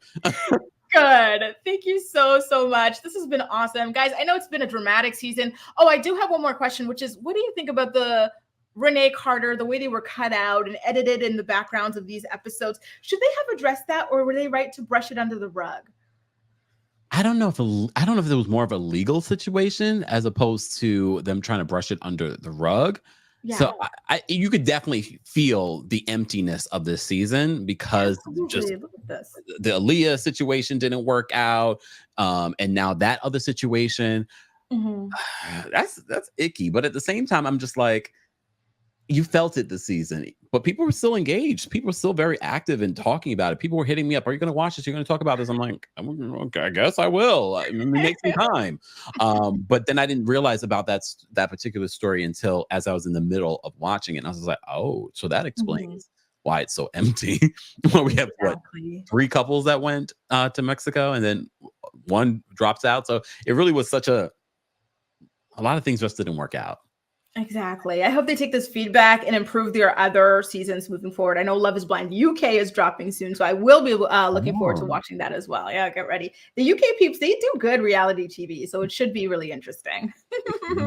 I just saw it when I was trying to rewatch this. There's a Love is Blind Japan.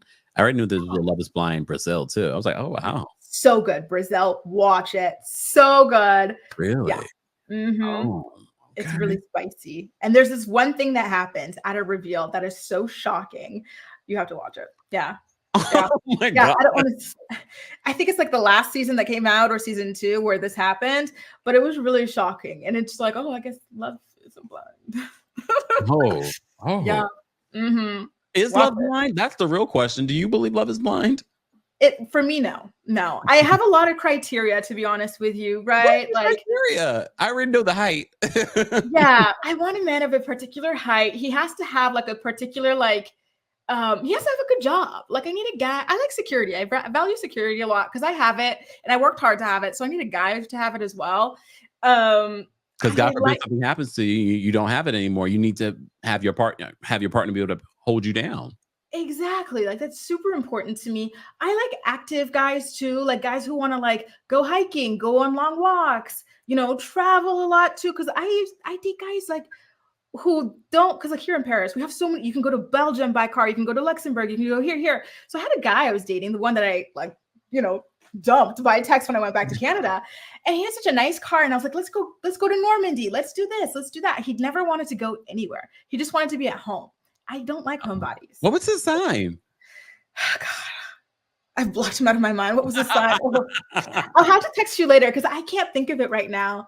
Because I'm a homebody, but I also love to travel. So I'm like, oh, that sounds fantastic. Right. Not even just like international, but like little road trips. Like, my friends, one of my friends, they're like this cute little couple. Like they just got together and they're always going to these like little towns and stuff just outside of Paris. And I'm like, I should have been doing that with that lazy ass guy. I need a guy who wants to do this. I took him, for example, I dragged him to Versailles one time for brunch and he complained the whole time. And it was only like 20 minutes from us where we were living. I'm like, we're Versailles Palace. We're having brunch. Like, how do you complain? Oh, I'd rather be at home. I can't. And I need social guys. And he can't, they have to speak the same languages as me because this guy, him and his family, they spoke a different language. And whenever we'd go around them and their social settings, they would just be speaking this language. And I'd be like left out all the time. Oh, I can't do that ever again. I'm so traumatized. Oh, never again. Multiple languages. So it had to be a very particular language. Exactly. No, it was like it was like an Eastern language. And I was like, I can't learn this. It's too hard. That's so funny. Okay. But your criteria. Okay. So those are the height, language, career, anything else? Like active, positive, social, like just a really good presence. Someone you notice when he walks into a room, not like, the wallflower or anything like that. You really do have good preference. Right? See, like open. I like those things don't bother me. Like if you're a wallflower, fantastic. You know what? I wonder if maybe like me being like a woman, like I like have like maybe like a more traditional kind of dynamic I like, you know what I mean? So I wonder if like, what about you? Like in your relationships, like, is there like a kind of dynamic that you like that can be affected by someone's personality or height or whatever? I don't know. Not really. Cause I don't have those social norms in my head when it comes to relationships. Like I don't feel like someone plays a particular role in the relationship, especially gay relationships. I know in some gay relationships, because we're not a monolith, people do have those particular roles, like this is the top or this is the bottom, blah blah blah blah, and I'm supposed to do this and I'm supposed to pay for that. Like I don't feel like that. If we're in a partnership, we're in a partnership. We're you know what I mean? Kind of thing. So I don't have those preferences, but as I've dated and I've dated certain people, I've learned to be like, oh yeah, that doesn't necessarily work for me, or that type of personality doesn't work for me, kind of thing. But I'm still very much open. Like I really don't have any specifics. Like no, that is my deal breaker. But being a good person, first of all, for sure, that's important, especially when no one's watching. But good finances, good credit, all those things. But I'm okay with your credit if you're working on your credit. Like you've had a hard time for whatever reason. I need to know what that hard time was, though. Was it just being irresponsible or was it something else? Like, that's what we didn't get with Izzy. It's like, we don't have a full understanding of why you have bad credit. It doesn't make any sense. You say you don't owe anyone. So what exactly? You can't get a credit card? Why, sir? Exactly. Honesty is the best policy, you guys. No, Listen. criteria, honest, someone that's honest. Absolutely. Campfire, it's been so awesome chatting with you about this. Thank you so much for doing this with me. It's just incredible to chat with you every single time, really. Thank you for having me. No problem. Again, guys, please make sure to support Campire's YouTube channel for daily and consistent pop culture videos and hot topic videos as well. Okay, I've got the links in the description box to this video and in the title as well. That's all for now, and see you next season, guys. Bye.